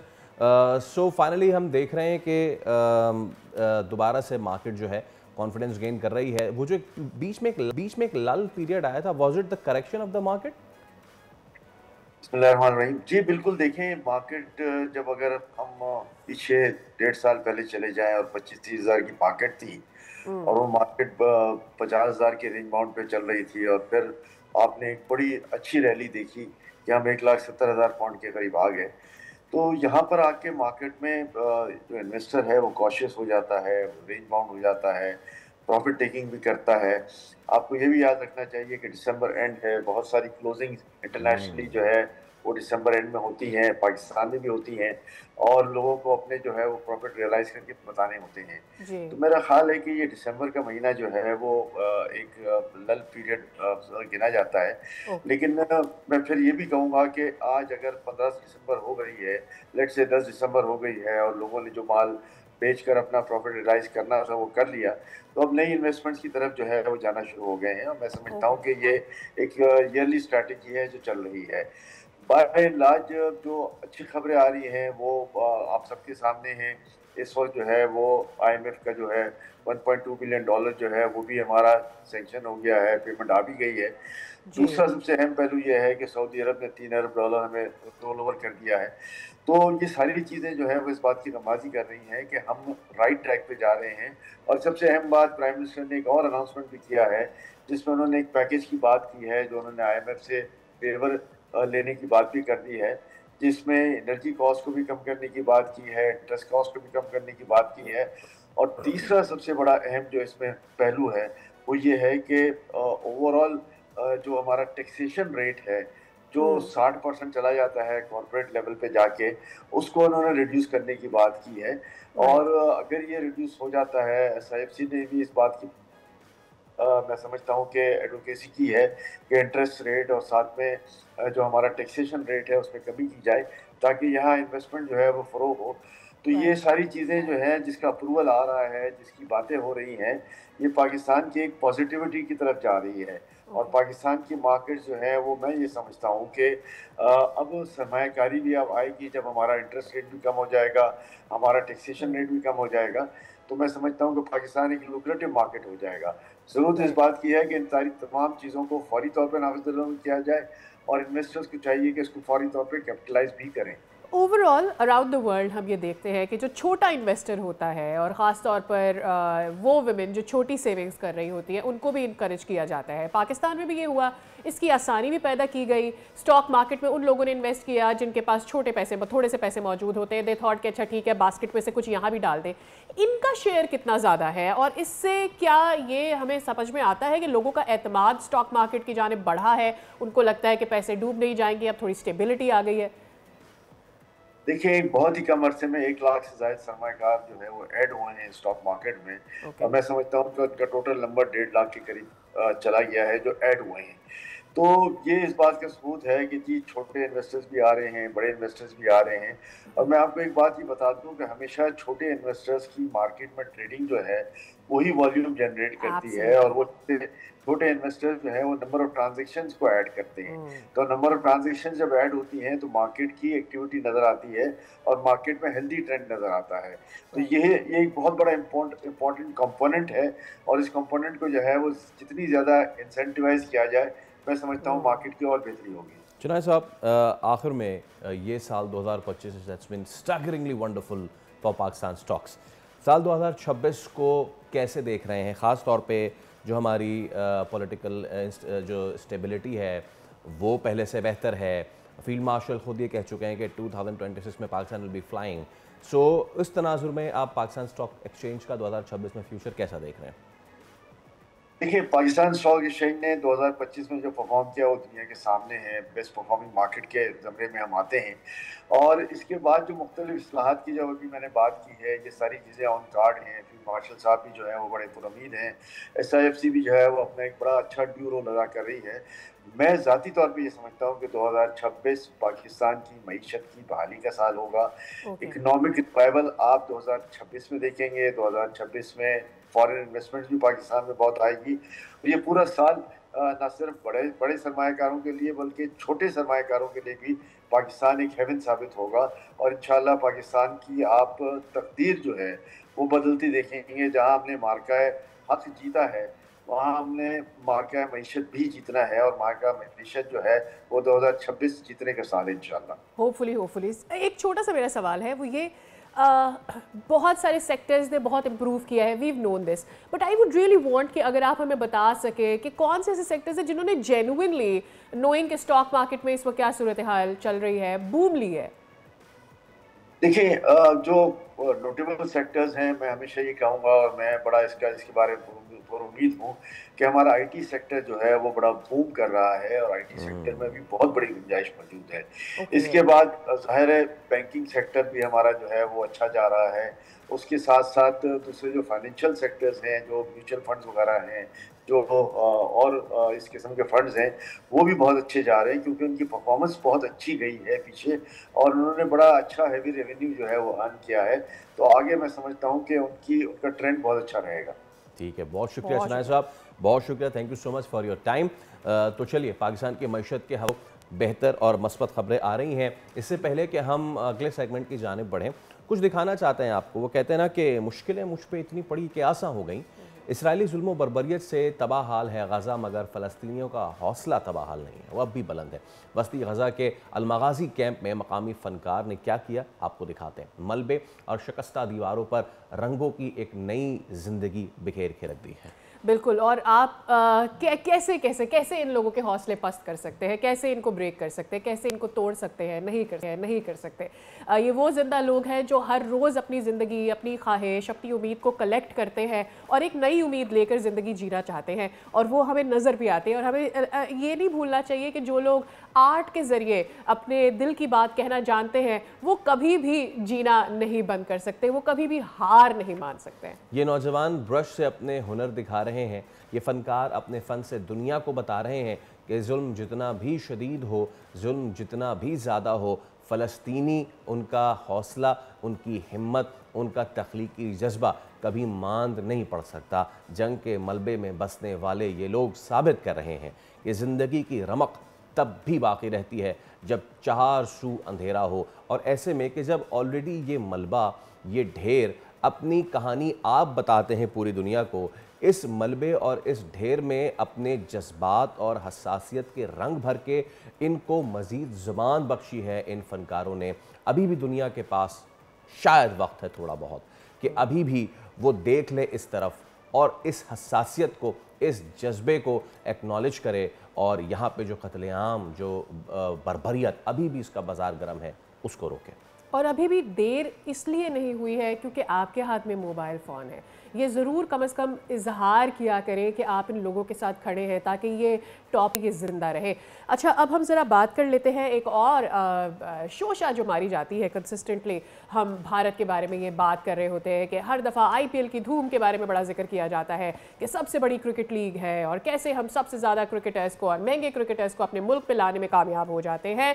तो जनाब, ऐसा कुछ नज़र नहीं आ रहा, कुछ नंबर्स की बात नहीं कर रहे, क्योंकि आज इसी लीग की चमक धमक जो है वो तेजी से मान पड़ रही है। एक ताज़ा रिपोर्ट आई है और उसमें ये कहा गया है कि IPL की जो वैल्यू है सिर्फ एक साल की अगर हम बात करें तो वो 20% गिरकर $12 अरब से $9.6 अरब रह गई है। अच्छा, ये गिरावट सिर्फ किसी एक वजह से नहीं है, बल्कि खित्ते में भारत का जो अपने रवैये हैं उसके नतीजा है। सबसे पहली वजह मार्का हक, उसने ना सिर्फ भारत के जहाज़ गिराए थे बल्कि भारतीय गुरूर को भी ज़मींबोस कर दिया। उनमें से एक IPL भी है।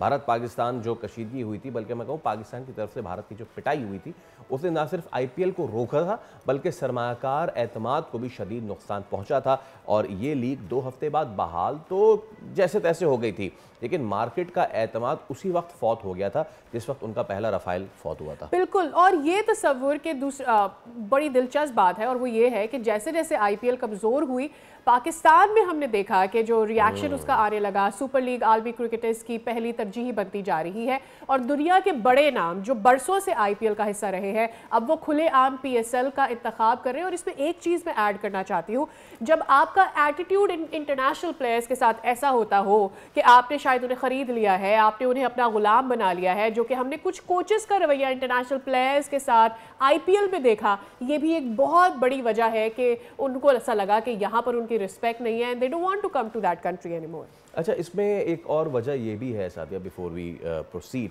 वहाँ पे भारत में जो जुए की ऐप्स थी उन पे क्रैकडाउन हुआ और करोड़ों रुपया मार्केट से बाहर हो गया, which again raises one question कि ये जो इमारत खड़ी हुई थी ये महज स्टार पार क्रिकेट क्वालिटी या इवन फॉर दैट से बॉलीवुड ग्लिटर पे नहीं खड़ी हुई थी, इसके पीछे जुए का कितना पैसा था।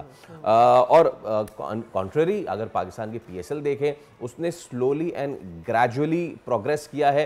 हिकअप्स वहाँ भी आए but now it's picking up. हमारे साथ मौजूद है क्रिकेट एक्सपर्ट फवाद मुस्तफ़ा साहब। अस्सलाम वालेकुम, गुड मॉर्निंग फवाद भाई, thank you so much for your time. तो जनाब, ये पहली मरतबा नहीं दूसरी मरतबा हुआ है कि IPL वैल्यूएशन गिरी है। पहली मरतबा कोविड में हुआ, दूसरी मरतबा अब हुआ, लेकिन 2023 से पैटर्न देखें तो 2023 से ये डिक्लाइन पे है इनकी वैल्यूएशन। क्या वजह समझते हैं? मार्का हक भी एक वजह है इनकी, और ये जो ऐप्स बंद हुई हैं ये भी एक वजह है। देखिए, ओवरऑल क्रिकेट जो है दुनिया भर में बढ़ती जा रही है, जो लीग्स हैं ऑल ओवर द वर्ल्ड बढ़ रही हैं और लोगों को जो देखने वाले उन्हें बहुत सारी और जगहें मिल रही हैं क्रिकेट देखने के लिए। और क्वालिटी क्रिकेट अब हर जगह, क्वालिटी क्रिकेट से मुराद क्या है? बेसिकली जो देखने वाला है उसको एक कंपेटिटिव क्रिकेट मिले, एक ऐसा मैच मिले जो आखिर तक जाए, फैसला आखिरी बॉल पे हो। किस हद तक इसकी भी कहने की वजह है कि वहाँ जो एरोगेंस आपको नज़र आती है इंडिया के एटीट्यूड में, चाहे फिर उनके मेंटोर्स और कोचेस का जो रिलेशन आप इंटरनेशनल प्लेयर्स के साथ देखते हैं, वहाँ जो बदतमीज़ी होती है और जिस तरह से प्लेयर्स को बुला लिया जाता है कि जैसे हमने महंगा खरीद लिया तो हमने अब तुम्हें पूरा ही खरीद लिया, अब जैसे हम चाहते हैं वैसे करो। देखिए, ऑब्वियस सी बात है कि जब आप पैसे ज्यादा ले रहे हैं और पैसे आपको मिल रहे हैं, जो आपने कॉन्ट्रैक्ट साइन किया है उसके मुताबिक तो आपको चलना पड़ेगा। आप दुनिया भर के जहाँ के भी खिलाड़ी हैं। जो मैं बात कर रहा था वो ये था कि जब IPL स्टार्ट हुई थी उस वक्त एक लीग होती थी, फिर एक और बड़ी, फिर एक और बड़ी। अब दुनिया भर में लीग क्रिकेट बहुत ज्यादा बढ़ गई है। ऐसे ही है कि आपके छोटे छोटे कंपेटिटर्स दुनिया भर में आ गए हैं। अच्छा, जो क्रिकेट देख वो भी बढ़ते चले गए, दुनिया भर में फैलते चले गए, खासतौर पे T20 क्रिकेट के हवाले से। और T20 क्रिकेट मेरी नजर में WWE है, एक इंटरटेनमेंट है जो आदमी चाहता है कि किसी भी किस्म की हो, आखिरी तक मैच जाए, मजा आए, इंटरेस्टिंग हो, और जो स्टार वैल्यू है वो उस पे उतनी नहीं है जितना के उस ड्रामे के पैसे हैं। तो वो दुनिया भर में बढ़ती रही, और साथ साथ आप जब ये चीजें बढ़ रही होती है तो आपकी भी तैयारी उस हिसाब से होनी चाहिए। जहां आईपीएल के हवाले से एक चीज उनका ट्रस्ट था कि जी हमारी लीग दुनिया की सबसे बड़ी लीग है, सबसे ज्यादा प्लेयर्स आते हैं, तो जो उस पर काम करने की जरूरत थी वो उस तरह से प्लानिंग नहीं हुई कि इसको झटका भी लगेगा। फिर बैटिंग वेबसाइट्स का झटका लगा, जो हमारी यहाँ भी आई थी बैटिंग वेबसाइट, उसके बाद फिर हमने भी बैन किया, तो वो दोनों जगहों पे हुआ, तो वो भी एक झटका था। फिर ये जितनी वेबसाइट्स हैं, ये जितनी गेमिंग की साइट्स हैं, इन्हें दुनिया भर की लीग्स में बहुत खुली जगह मिलती है, शर्ट्स पे भी लोग अपने प्रिंट करते हैं, सारा कुछ होता है, तो ये बहुत सारी चीजें हैं। फिर एक और चीज ये है कि पाकिस्तान के खिलाड़ी दुनिया भर की एक टॉप क्रिकेटर्स है T20 लीग में, अब वो आपकी लीग में आके खेल नहीं सकते, तो एक पूरा जो एक मुल्क है, एक खित्ता है जहाँ बहुत ज्यादा क्रिकेट देखी जाती है, वो आपको देख नहीं रहा। साथ साथ अब बांग्लादेश से इशू हुआ तो उनके प्लेयर्स भी, तो ये बहुत सारी चीजें हैं जिनको इसमें वजह से आपको झटका लग रहा है। ठीक है फवाद भाई, एक फिर इसकी हमने जो इसका रिजल्ट है वो हम देख रहे हैं, shift of players from IPL to PSL. अब इसमें आप कुछ भी बोलें कि जी वो मतलब पड़ोस से तो ये हो रहा है कि अरे ये तो बुढ़े हो गए प्लेयर, अब ये किसी काम के नहीं है, मतलब हमारे पास रहें तो मीठा मीठा, किसी और के पास जाए तो कड़वा कड़वा थू थू। ठीक है सर, तो Faf du Plessis, Moeen Ali, Glenn Maxwell का अभी कंफर्म नहीं है, बट ये बड़े नाम हैं। अच्छा चले ठीक है, अगर ये ओवर एज भी हो गए तो आप मुझे बताएं इस वक्त दुनिया क्रिकेट में फिर इनकी रिप्लेसमेंट क्या है when it comes to the T20 and also this, ये जो आउटकम आया है ये पीएसएल के लिए कितना ज्यादा पॉजिटिव होने जा रहा है? देखिए पीएसएल के लिए पॉजिटिव होने जा रहा है कि अच्छे बड़े नाम आते हैं तो एक इम्पैक्ट जरूर उसका अच्छा पड़ता है देखने वालों के लिए भी, और जो टीम के खरीदार हैं उनके लिए भी कि बड़े प्लेयर्स आते हैं तो मार्केट वैल्यू जो है वो बढ़ती है। बट जहां तक इन प्लेयर्स का ताल्लुक है, ये एक सच बात है कि ये अपना जो पीक है वो गुजार चुके हैं। उसके बावजूद उन्होंने कोशिश यही की कि अब वो आईपीएल में तो लंबी बहुत ज्यादा चलती है लीग, तो उन्होंने सोचा कि जी पीएसएल की तरफ रुख किया जाए, बट ये अपना पीक गुजार चुके हैं। और वो सोचते हुए आदमी, एक तो सबसे देखिए होता ये है कि थोड़ा सा आईपीएल का भी जो टाइम है ना उसको कम करना पड़ेगा। अब लोगों के पास इतना वक्त नहीं है एक लीग को इतना लंबा फॉलो करने का। मैं समझता हूँ 30, 32, 35 दिन जो है वो बहुत ज्यादा हो जाते हैं, क्योंकि आप भी थक जाते हैं अगर आप एक टीम को फॉलो कर रहे हैं, देख रहे हैं, और भी जगहों पे क्रिकेट साथ साथ चल रही है, तो ये बहुत सारी चीजें होती हैं, तो बहुत सी चीजें देखनी पड़ेंगी। और पीएसएल के हवाले से अगर आप बात करें तो आप भी अपना रोड शो दुनिया भर में लेके जा रहे हैं, कर रहे हैं। अब देखना ये कि उसमें कितनी कामयाबी होती है, जो आप एक्सपेक्ट कर रहे हैं कि जो आपने 2 नई टीमें लेके आनी है और पिछली जो मुल्तान सुल्तान का इशू है वो किस कीमत पे जाती है, उसका भी उस वक्त पता चलेगा जब वो पर्चा खुलेगा कि कितने में आपकी टीमें बिकी। राइट। अच्छा फवाद भाई, ये कि ठीक है एक अपॉर्चुनिटी की विंडो हमेशा रहती है, जब एक मार्केट जवाल का शिकार हो रही होती है अगली मार्केट को उसे कैश करना होता है। आईपीएल अगर नीचे जा रही है, पीएसएल को इस मोमेंट को कैश करना होगा। हम कैश करने के लिए आमतौर पर रेडी नहीं होते, टू बी वेरी ऑनेस्ट, हम थोड़ा सा लेट है, you know they very late driven people in general. So you think कि हमने इसको कैश करने का सोच लिया है, अपनी चीजें स्ट्रीमलाइन करने के लिए हम तैयार है? देखिए आप तब मैं शुरू से ही बात कर रहा था कि पीएसएल को एक सेपरेट एंटिटी के तौर पे देखा जाना चाहिए था। हमारा यही हुआ कि जी आप एक साहब होते थे जो सुबह पीसीबी का काम करते थे, शाम में पीएसएल का काम करते थे। हमने उस चीज को, उसकी वजह ये कि बहुत सारी चीजें खुद ब खुद आ गई। अब आपका एक स्पॉन्सर है वो आया हुआ है, वो खुद ब खुद आ जाता है, चल रही है सारी चीजें, तो आप कहते हैं बस चल रही है तो चलने दें। आपने भी अपने नंबर गेम्स का प्लानिंग या जो आप फोकास्ट करते हैं नंबर्स का कि जी कहाँ से कहाँ लेके जाना है, उस हिसाब से नहीं प्लानिंग हुई ना, तो वही एक वजह रही कि आप तैयारी करते हैं। अगर आप 1 महीने पहले आप कह रहे हैं कि जी बिडिंग से रोड शो की तरफ जा रहे हैं, तो ये काम तो 6-8 महीने पहले भी हो सकता था ना। हमारा भी प्रॉब्लम ये है कि हमने भी, क्योंकि एक ही आदमी 4-4 काम देख रहे हैं, तो आप उसको उतना उस तरह से लेके ही नहीं चल रहे होते। ये तो है, और साथ ये कि जी प्रॉफिट तो हो ही रहा है, तो उसमें क्या परेशानी है। अब ये नहीं है कि प्रॉफिट कितना बढ़ सकता है, तो वो वजूहात तो हमारे साथ भी रही है। साथ साथ ये है कि जी अब INT हो रही है, सुनने में आ रहा है कि शायद अफगानिस्तान प्रीमियर लीग भी दुबई में लॉन्च करने जा रहे हैं। तो देखिए बहुत सारी चीजें जो है ना वो ऐसा नहीं है कि अगर आईपीएल की ब्रांड वैल्यू कम हो रही है हमको झटका लग रहा है, अभी हमें भी पता चलेगा कि 2 नई टीमें कितनी कीमत पे जाती हैं और उसके बाद ये तो मुल्तान सुल्तान की टीम कितने पे गई थी और अब कितने पे जाती है। फवाद भाई, हम बहुत तो सारी हाँ, चीजें वाज़ेह होंगी। हम तो ये क्लेम ही नहीं कर रहा, हम तो हमेशा से यही क्लेम कर रहे थे। हमारा सपना फर्स्ट पे आने का नहीं था, क्योंकि वो मेरा सपना नहीं है। हम सेकंड नंबर पे ही आना था हमने, और हम अभी भी, आज भी वसीम अकरम ने भी ओवल में बैठ के ये कहा कि जी सेकंड बेस्ट लीग है। तो हम तो इस कंटेंशन से आउट है ना नंबर 1 की, उसको एक तरफ रखते हैं। ये जो एक मीनारा खड़ा किया था कि जी वर्ल्ड्स बेस्ट लीग और ज़बरदस्त और ये वो, उस मीनारे का एक जो जिसको कहते हैं एक कॉर्नरस्टोन था, और एक बहुत बड़ा कॉर्नरस्टोन था, दैट वाज दी गैम्बलिंग का पैसा जो कि इतना ज़्यादा हो रहा था। और हमने देखा जैसे ही आपने करोड़ों, कई 100 करोड़ उसमें से निकले हैं, तो ये वैल्यूएशन और सर इतनी बड़ी लीग जब इसमें इतना बड़ा पैसा इंक्लूडेड है, उसका 20% गिर जाना ये कोई छोटी मोटी बात नहीं है। वहाँ के लोग कह रहे हैं जी करेक्शन हो रही है और ये ओके ठीक है हो रही होगी, but 20% is a huge amount. So जिस बुनियाद पे खड़ा किया हुआ था, it was not just the star power of the Bollywood, जुआ भी इसमें इन्वॉल्व था। ये सबसे बड़ी बात है। तो जहां तक इस चीज का ताल्लुक है, तो ये तो बहुत ज्यादा दुनिया भर में लीग क्रिकेट खेली जाती है, इस पे तो खेला ही जाता है जुआ, ठीक है। उसमें होता ये कि ये जो बैटिंग वेबसाइट्स थी या जिनको बहुत ज्यादा खुला एक मार्केटिंग का मौका दिया हुआ था, वो जब रुका तो ये एक्सपेक्टेड था। हमारे यहाँ भी बीच में कुछ अरसे के लिए आए, फिर हमने भी रोका, तो हमारे यहाँ भी लॉसेस हुए। तो वो सबसे बड़े स्पॉन्सर्स हैं। बस मसला सारा ये है कि अगर आप रोक रहे हैं या हम रोक रहे हैं, बट वो जो INT हो रही है या दूसरी दुनिया भर में लीग्स हो रही हैं, वहां पर तो वो खुली शर्ट्स पे उनके ब्रांडिंग हो रही है, तो उनको तो मौका मिल रहा है। अब मसला सारा ये है कि ये जो पैसा दुनिया भर में जा रहा है ना, वो कहाँ से टूट के जा रहा है?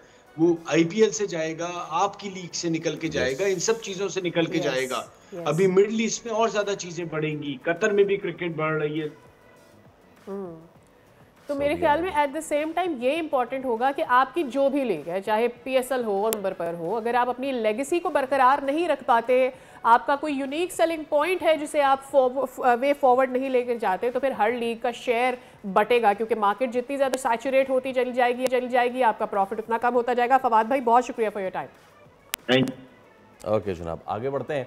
कौमी असम्बली की कायमा कमेटी बराए ख़जाना ने मोबाइल फ़ोन्स पर भारी टैक्सेस को फौरी कम करने के बजाय अब FBR को एक वाज़ेह होमवर्क दिया है। ये क्या है भाई? मार्च 2026 तक टैक्स स्ट्रक्चर का मुकम्मल असर नौ जायज़ा, नई तजावीज़ अगले वफाकी बजट में पेश की जाएंगी। बिल्कुल, और इसमें मीटिंग में अरकान ने खुलकर ये कहा है कि इस वक्त मोबाइल फ़ोन कोई अयाशी नहीं है बल्कि एक ज़रूरत है, लेकिन जो इस वक्त मौजूदा ड्यूटीज़ हैं वो मुतवस्सित तबके के लिए भी स्मार्टफोन ख़रीदना मुश्किल बना रही हैं। अब कमेटी का नतीजा वाज़े है और वो ये चाहते हैं कि हम टैक्स लेंगे, टैक्स कम हो सकता है लेकिन टैक्स लिया जाएगा, लेकिन इतना नहीं होना चाहिए टैक्स के सार्फिन के लिए कोई भी अच्छी डिवाइस ख़रीदना नामुमकिन हो जाए। तो अब सवाल ये पैदा होता है कि 2026 तक जो पेश की जाने वाली पॉलिसी है उसका तवाज़ुन किस तरह से लाया जा सकता है कि at the same time revenue भी जनरेट होता रहे, सनत भी बची रहे, जो आपकी लोकल सनत है उसको भी आप फ़रोग दे सकें, लेकिन लोगों के ऊपर भी इतना बोझ ना बढ़ा दिया जाए कि लोगों के लिए इम्पॉसिबल हो जाए कोई अच्छी डिवाइस खरीदना। Saddar electronics dealers association Mohammad Rizwan Irfan, अस्सलाम वालेकुम रिजवान साहब, बहुत शुक्रिया आपके वक्त के लिए। सर पहले तो ये बताइए कि ये तमाम तर टैक्स के मामलात और ये इसको आप कैसे देखते हैं एक बिजनेसमैन की नज़र से, क्योंकि हमारे लिए तो महंगाई है और बहुत सारी चीज़ें ख़रीद नहीं सकते, महंगा मोबाइल, उसके ऊपर से महंगी ड्यूटी, टैक्स एंड ऑल, तो कैसे देखते हैं इसको आप? देखिए, सबसे पहले तो मैं शुक्रिया अदा करता हूँ मूसा गिलानी साहब ने जो है इस पर इनिशिएटिव लिया, बात की। चले हमने कुछ कोशिश तो की, हमने तो को बहुत लेटर भी दिया FBR को और PTA को, लेकिन बड़े लोगों ने जो है इसमें आवाज उठाई, तो शुक्रिया साहब, यानी उनको भी परेशानी का सबब बन रहा है मोबाइल लेना, तो चले शुक्र है उन्होंने भी हमारी आवाज मिलाई। देखिए, मैं आपको बताया चलूँ, पाकिस्तान जो है बेसिकली तरक्की पजीर ममालिक में नहीं आता, तरक्की पजीर ममालिक में आता, तरक्की याफ्ता ममालिक में नहीं आता। हमारे यहाँ बेसिकली मोबाइल जो है वो उसकी ड्यूटीज जो है स्ट्रक्चर सबसे पहले वो गलत है। हमारे यहाँ ज़्यादातर जो मोबाइल जो ड्यूटियाँ लगाते हैं वो एक जो इम्पोर्ट होते हैं ज़्यादातर मोबाइल, उसमें ड्यूटियाँ वो लगाई हुई हैं कि जब जो मोबाइल जब इंट्रोड्यूस हुआ उसके हिसाब से, जैसे एक मैं आपको बताऊं कि एक जिसकी वैल्यू तकरीबन कोई 1.5 लाख रुपए थी, वही वैल्यू अभी तक चल रही है और वही उसी वैल्यू से जो इम्पोर्ट किया जा रहा है। हमारे यहाँ 2 साल से वैल्यूएशन की जो है वो मीटिंग नहीं हुई। इसके अलावा आप समझ सकते हैं कि हमारे यहाँ यूज मोबाइल काफी तादाद में लोग खरीदते हैं, क्योंकि आप समझ सकते हैं अगर एक नया मोबाइल जो है आप नया मोबाइल आता है तो आपको उसको यूज मोबाइल आपको बेचना है, तो हमारे यहाँ लोग यूज मोबाइल लेते भी हैं और इम्पोर्ट भी करते हैं। हमने दरख्वास्त की थी गवर्नमेंट को कि जो लोग यूज मोबाइल मंगाते हैं वो अच्छी कंडीशन में होते हैं, और आप समझ सकते हैं बाहर के मुमालिक में मोबाइल किस कंडीशन में मिलते हैं हमारे लोकल संभल के, तो उनको ड्यूटी कम की जाए ताकि ये आवाम की पहुंच पे आ सके। डिजिटलाइजेशन दौर है, आप जो है हर कारोबार जो है मोबाइल पे करते हैं, आपको तो इसको कम से कम करना चाहिए ताकि आवाम के पहुंच पे। अच्छा, उस वक्त जब ये फैसला लिया गया था कि आपने आईफोन और सैमसंग खास तौर पर ये 2 फोन, जो ऑब्वियसली इनके महंगे फ़ोन है ना, 1.5 लाख से ऊपर के फ़ोन जिन्हीं के होते हैं और लोग खरीदते, तो मेरे 2 सवाल हैं। एक तो क्या आईफोन या सैमसंग जैसी जो बड़ी महंगी ब्रांड है, क्या इनकी खरीदारी में कमी आई है?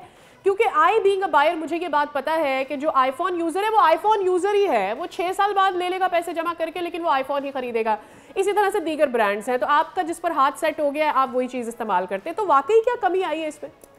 देखिए बिल्कुल कमी आती है। देखिए जब ड्यूटी आप जो है वो 1,80,000 रुपए लेंगे तो आप जो है किस तरह जो है वो सेल कर सकेंगे। एक आईफोन का जो है वो कस्टमर अलग है और सैमसंग का कस्टमर अलग है, इसी तरह जो छोटे स्मार्टफोन है उसका कस्टमर अलग है। आपको तो ड्यूटी कम करने की जगह अगर खुदा न खास्ता एक आप आईफोन लेती हैं, अगर उसकी आप 1.5 लाख रुपए ड्यूटी देती हैं और खुदा न खास्ता वो चोरी होता है तो छिन जाता है, तो आपको दोबारा उसको ड्यूटी देनी पड़ेगी। ये कहाँ का हिसाब है? और अच्छा, मार्केट डेप्रिशिएट भी करती है फोन को। मिसाल के तौर पर कोई फोन 2.5 लाख का मैंने खरीदा, वो 3 साल बाद अब 1 लाख का मिल रहा है, 90 का मिल रहा है, तो मैं उसके ऊपर उतनी ही ड्यूटी क्यों दे रही हूँ जो मैंने 2 साल पहले आया हुआ मोबाइल खरीदा है? यही तो हुकूमत को समझनी चाहिए। जब एक 3 साल पुराना मोबाइल जो है उसकी जो है डेप्रिसिएशन हो गई वैल्यू, उसके हिसाब से उसकी ड्यूटी लेना ताकि आवाम की पहुंच पे तो हो सके वो। आप जो है नया फोन की जो एक तो आपने नए फोन में ड्यूटी ज्यादा की हुई है, उसके बाद यूज मोबाइल में जो है ड्यूटी ज्यादा की हुई है, ये कहाँ का इंसाफ है? ठीक है, गवर्नमेंट को सोचते, जब आप ये बात कर रही हैं तो गवर्नमेंट को ख्याल नहीं आता कि क्या कर रही है गवर्नमेंट। और जो लोकल मार्केट फ्लरिश करने की बात की गई थी कि जी लोकली जो मोबाइल असेंबल होंगे वो लोग खरीद रहे हैं क्या इसकी वजह से? देखिए लोकल मोबाइल बेसिकली टैक्सेस ज्यादा हैं, जो आप जो है उसकी जो क्वालिटी वाइज जो है वो उसको बेहतर करना होगा आपको, और उसके प्राइस कम करना होगा। आप जो है जो नई चीज टेक्नोलॉजी आ रही है उसको इस्तेमाल करना होगा। बेसिकली आपको बताऊं कि हमारे यहाँ लोग ज्यादातर जो मिडिल क्लास लोग हैं वो 30-40 हजार की रेंज में जो है वो मोबाइल खरीदते हैं। जो बड़ा मोबाइल जो है वो जैसे आपने आईफोन या सैमसंग की बात की वो कम है, लेकिन आप सबकी ड्यूटी जो है आप कम करें ना, स्ट्रक्चर कम करें, सबके हाथों में आए, क्योंकि दुनिया में जो है निजाम जो है वो आप डिजिटलाइजेशन जा रहा है, आप जो है इससे कारोबार करते हैं, आप इससे जो है आप जो है अपनी रोजी कमाते हैं, आप हर चीज जो है इससे करते हैं। तो आप क्यों ये चीजें जो है कम नहीं कर रहे? ड्यूटी गवर्नमेंट को चाहिए ड्यूटी कम करे ताकि हम आम के पास जो है ये मोबाइल पहुंच सके और मुल्क तरक्की कर सके। रिजवान साहब, अभी ये जो डीलर एसोसिएशन है आप लोगों ने एक निकाला भी है नोटिफिकेशन में, वो जो जा रहा था वो जो उसका सब्जेक्ट है वो बड़ा इंटरेस्टिंग है कि urgent need for support to small traders in mobile phone imports. इसमें लिखी हुई है कि जी इंसेंटिवाइज किया जाए स्मॉल ट्रेडर। ये मुझे ज़रा मामला बताएं कि एक तो डिबेट हो गई ना ड्यूटी की एंड ऑल, ये वाला जो इशू है मैं चाहूँगा इस पर भी आप ज़रा कुछ गुफ्तगू फरमाएं। देखिए मैं आपको बताया चलूँ, एसएमईज होती है छोटे दुकानदार, उसको भी कारोबार करने का हक दिया जाए। ये जरूरी नहीं है कि जो है अगर किसी के पास करोड़ रुपए हैं या अरब रुपए हैं वो कारोबार कर सके। एक छोटा दुकानदार या एक छोटा इंपोर्टर जो उसको भी कारोबार करने की इजाजत दी जाए। पीटीए में जो ज्यादातर जो मसले आते हैं उसमें जो है वो अपने जो उनकी टाइप अप्रूवल और टैग अप्रूवल की प्रॉब्लम होती है, इसकी वजह से लोग जो है वो इम्पोर्ट नहीं कर पा सकते। जो हमने उनसे ये लिखा पीटीएम में कि भाई जो आप जो है टैग अप्रूवल और टाइप अप्रूवल जो है जल्द से जल्द लोगों को दें, ताकि जो मिडिल क्लास आदमी है, जो एसएमईज हैं, छोटे दुकानदार हैं, वो भी अपना कारोबार करें और जो है अपना तरक्की कर सकें। वजह ये है कि हमारे मुल्क में जो एक सरमायादा निज़ाम है, एक जो है ना एक सिर्फ जो बड़ा जो कारोबारी आदमी है जिसके पास जो है करोड़ रुपए हैं या अरबों रुपए हैं वो सिर्फ कारोबार कर सकते हैं। ये गलत है। आप जो है मिडिल क्लास या एसएमईज को जो है सपोर्ट करें ताकि कारोबार बड़े लोग जो मिडिल क्लास हैं उनको तरक्की कर सके। जब तरक्की करेंगे तो जो मुल्क तरक्की करेगा। अब ये तो कम से कम करें ना सिलसिला। और मैं आपको बता चलूं, पीटीए और एफपीआर अलग चीज है। ड्यूटी जो स्ट्रक्चर है वो एफपीआर देखता है, पीटीए जो है एक रेगुलेटरी अथॉरिटी है वो देखती है। लेकिन रेगुलेटरी अथॉरिटी अगर प्रॉब्लम करेगी तो किस तरह लोग जो है इम्पोर्ट करेंगे मोबाइल। अच्छा, just one last thing Rizwan साहब, गुफ्तगू से कभी भी ये तासुर ना आपके ना हमारे गया है कि जी we are against the regulations, ठीक है। लेकिन ये एक बहुत बड़ा इशू मोबाइल्स को लेके हमारे शहर में, वो चोरी वाले जो मोबाइल्स हैं और ये वाले मामलात हैं ना, ये एक बहुत बड़ा फड्डा है कि जी, और उसमें फिर आगे जो सिक्योरिटी के मामलात होते हैं वो मुझसे ज़्यादा आप बेहतर जानते हैं। तो जहां हम एक तरफ इंसेंटिवाइज करने की डिमांड कर रहे हैं, वहीं पे रेगुलराइजेशन के खिलाफ तो कोई भी नहीं है ना, कि भाई जो भी चीज़ आए लीगली आए, ये वाली चीज़ें ना हो। बिल्कुल, हम ये चाहते हैं रेगुलराइजेशन हो, ड्यूटी कम से कम हो, ताकि जो है लोग गवर्नमेंट को भी जो रेवेन्यू मिले, और जो है और ये जो उल्टी सीधी गलती चीज हो रही, जैसे टेम्परिंग होती है, मोबाइल आईएमईआई नंबर चेंज किए जाते हैं, वजह यही है कि जो है लोग जो है ड्यूटी बचाने के लिए काम करते हैं। हम ये चाहते हैं कि ऐसा काम हो जिससे जो है ये मुल्क में जो है तरक्की हो, और ये जो गलत काम हो रहे हैं इसकी जो है सद्भाव हो सके। ये तो गवर्नमेंट करेगी, गवर्नमेंट को चाहिए इसको जो है हमारी बात सुने और ये चीजें जो है खत्म करे। ये चीजें आप जाएंगे, एक रास्ता खोलते हैं तो दूसरा रास्ता जो है गलत निकालते लोग। हम ये चाहते हैं कि सीधे रास्ते में चलें, गवर्नमेंट को रेवेन्यू मिले, और ये जो चेंजिंग का मसला है और ये जो फिर प्रॉब्लम आती है इसमें जो है वो चीज़ें खत्म हो सके। राइट, सबका टारगेट यही है मोहम्मद रिजवान साहब, कि मार्केट फ्लरिश करे और लोगों के लिए भी आसानी हो, स्मॉल बिजनेस करने वालों के लिए भी आसानी हो। बहुत शुक्रिया आपके वक्त के लिए। चलो जी, अब आगे बढ़ने से पहले एक ब्रेक लेते हैं, दोबारा हाजिर होंगे। Stay with us.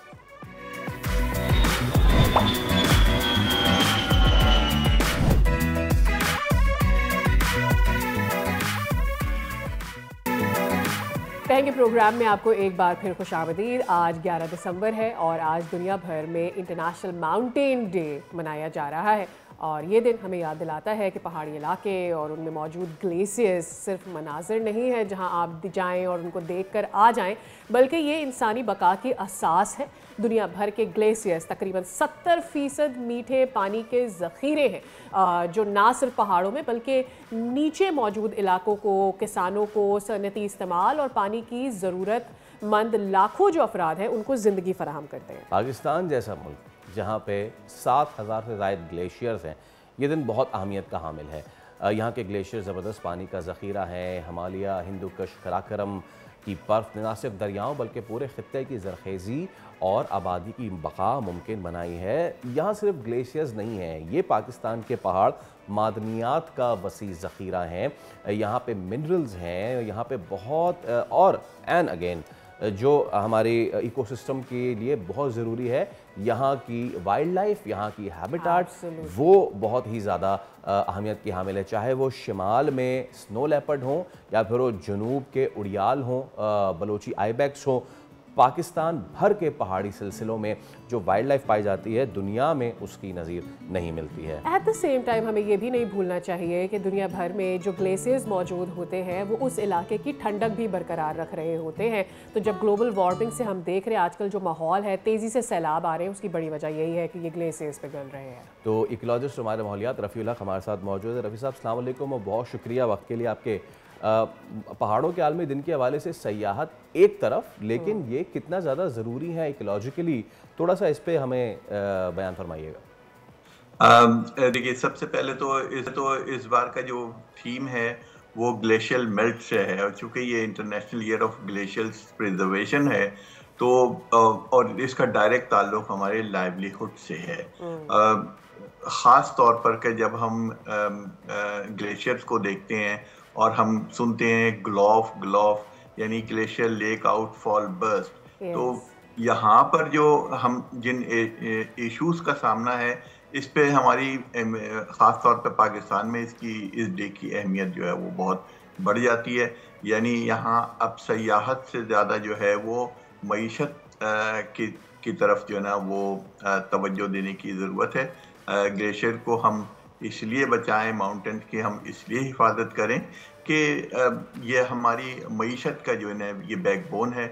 60% जो पानी दरियाओं में आ रहा होता है, ख़ास तौर पे जो मेन ट्रंक हमारा जो दरियाए सिंध है, इसमें वो ग्लेशियल मेल्ट का कंट्रीब्यूशन है। ये एक मोहतात अंदाजे के मुताबिक मैं आपको बता रहा हूँ। राइट, अच्छा, हम कितना नुकसान कर बैठे हैं? What are the numbers? हम ये कहते हैं कि जी 7000 ग्लेशियर्स पाकिस्तान में मौजूद है, बट इंटरनेशनल नंबर्स पे जब जाते हैं तो देश से कि ये 7000 से ज़्यादा ग्लेशियर्स इस वक्त पाकिस्तान में मौजूद है, बट हम अपने कितने ग्लेशियर्स को ऑलरेडी नुकसान पहुंचा चुके हैं? देखिए, इसका डाटा जो है वो बड़ा ट्रिकी सा है, मुख्तलिफ सोर्सेज से मुख्तलिफ तरीक़ों से इसको कोट किया गया है। लेकिन ये है कि पिछले 200 साल में कोई 75 ग्लॉफ वक़ूअ पज़ीर हुए हैं। ख़ास तौर पे ये जो रीसेंट छोटे बड़े जो ग्लॉफ को अगर हम करें तो जो रीसेंट डाटा बताता है वो 2022 से हमने कोई 75 ग्लॉफ जो है वो छोटे बड़े, यानी हम अताबाद का क्वांटम और कोई छोटे ग्लेशियल मेल्ट का क्वांटम में फ़र्क है, लेकिन काउंट के ऊपर अगर हम बात करें तो 75 काउंट किए गए हैं, जिसमें 64 जो है वो गिलगित बल्तिस्तान में है और 11 जो हैं वो KPK में हैं, जो ये इस तरह के इवेंट। लेकिन इसकी क्वांटिफिकेशन जो है वो इसका डाटा जो है वो समझिए कि मयसर नहीं है। हम ये बता सकते हैं कि नुकसान हुआ है, लेकिन ये नहीं बता सकते कि कितना हुआ है। यकीनन काफ़ी गिरा कदर नुकसान है, क्योंकि हम देख रहे हैं कि अब इसके असरात जो हैं वो ट्रिकल डाउन हो रहे हैं साउथ तक। रफ़ी साहब, हम पहाड़ों की बात करते हैं, हमारे जहन में जो ऊपर वाली रेंजेस है वो आती हैं, लेकिन यहाँ जहाँ हम बैठे हुए हैं कीर्थर रेंज पे, और यहाँ से 8 घंटे आगे जो हमारी कारूंझर की पहाड़ियाँ हैं, ऊपर वाले पहाड़ों को तो हमने ग्लोबल वार्मिंग से नुकसान पहुँचाया है, लेकिन यहाँ कीर्थर रेंज हो के कारूंझर, और कारूंझर का तो केस भी आपको पता है कटाई वगैरह के, जब ये चीज़ हम करते हैं, एक तो कुदरत वैसे ही तबाह कर रही है, और फिर मैन मेड जो डिस्ट्रक्शन है वो कितनी ज़्यादा फेटल है इन माउंटेन्स के लिए? बहुत ज़्यादा है। देखिए, ग्रीड जहाँ पर भी आ जाए ना, अगर हम ये समझें कि ये सोना देने वाली मुर्गी है और हम बजाय मुर्गी से रोज़ एक अंडा लें, मुर्गी को ज़बह कर दें, तो ये मुर्गी को ज़बह कर देने वाली बात की मुस्ताक होगी कि आप किसी भी सोर्स को, जो कि बड़ी प्रेशियस है, जो कि सिर्फ आपकी नहीं है, आपकी अगली नस्लों में ट्रांसफ़र होने के लिए है, तो अगर हम उसको अभी एक्सप्लॉइट कर लेंगे तो ये सस्टेन नहीं करेगी और वो अगली नस्लें जो हैं वो उसकी बेनिफिट से महरूम होंगी। तो ये सस्टेनेबिलिटी, जब हम इसका तस्करा करते हैं तो ये सस्टेनेबिलिटी की एन मनाफी है। राइट। एक तो पाकिस्तान में गलत किस्म का टूरिज़म, यानी कि जो लोग टूरिज़म करने भी जाते हैं उनको नहीं पता कि वहाँ के इकोसिस्टम को उन्होंने ख़राब नहीं करना, एक ये। दूसरी चीज़ ये, उन एरियाज़ में पॉपुलेशन का बढ़ना, ये भी एक इम्पैक्ट। और पूरे पाकिस्तान में जो पॉपुलेशन बढ़ रही है उसका कितना ज़्यादा इम्पैक्ट है हमारी ग्लोबल वार्मिंग का असर पाकिस्तान पर या हमारे ग्लेशियर्स पर होने पर? इसकी जिंदा मिसाल मैं आपको दूं, क्योंकि हम लोग पब्लिक एक्सेस पे देखते हैं। हमें मौका मिला था हमारी टीम को ये नेशनल वेटलैंड पॉलिसी के सिलसिले में जाने का। ये झील सैफुल मुलूक हमने देखा। बजाय तबीयत खुश होने के तबीयत में काफ़ी गिरावट आई। उसकी वजह ये थी कि उसके जो सॉलिड वेस्ट मैनेजमेंट का कोई मैकेनिज्म नहीं था, और ये सब हम टूरिस्ट थे जो कि रिस्पॉन्सिबल नहीं थे, जिसमें हम खुद शामिल हैं। जो प्लास्टिक के कप्स फेंके हुए थे, बहुत सारे मोल्ड फेंके हुए थे, तो ये, और जो सॉलिड वेस्ट के ड्रम्स को इतने मतलब बेदर्दी से जो है ना उल्टा पलटा किया था कि वो मुझे समझ में नहीं आया कि वहाँ पर ये मैनेजमेंट क्यों नहीं हो सकी और लोग इतने अवेयर क्यों नहीं है कि जब अब किसी चीज़ को ओ नहीं करेंगे ना तो ये चीज़ जो है वो सस्टेन नहीं करेगी, बहुत दिन तक हमारे साथ नहीं दे सकेगी। तो इसकी जिंदा मिसाल ऐसे है, वहाँ पर जो लोग जाते हैं यकीनन पॉपुलेशन मिक्स है, मगर मुझे अपने बचपन में याद आता है कि जब ड्राइविंग के लिए जो है ना, जब कोड बुक लॉन्च की जा रही थी तो उससे पहले ना ड्राइविंग के लेसन्स देते थे टेलीविजन पर। बिल्कुल इसी तरीके से इसकी अवेयरनेस की जो है कैंपेनिंग की ज़रूरत है। बहुत सारे लोग दानिस्ता और कुछ लोग नादानिस्ता जो है ना वहाँ पे इसके साथ जो है। ठीक है, बहुत शुक्रिया रफ़ीउल हक साहब, बहुत शुक्रिया। आज के दिन के मुनासबत से आप हमसे गुफ्तगू कर रहे थे। तो ये पहाड़ लाइफ लाइन है मेरी और आपकी और हम सब की। तो इस पर सयाहत हो या फिर इसकी माइनिंग हो मिनरल्स के लिए, या फिर इस पर वो ग्लेशियर्स हों जिनको हम अपनी ही कार्बन एमिशन से पिघला रहे हैं, ख्याल कीजिए इससे पहले कि बहुत देर हो जाए। इसी के साथ आप लेंगे इजाज़त, रखिए अपना ख्याल। अल्लाह हाफ़िज़।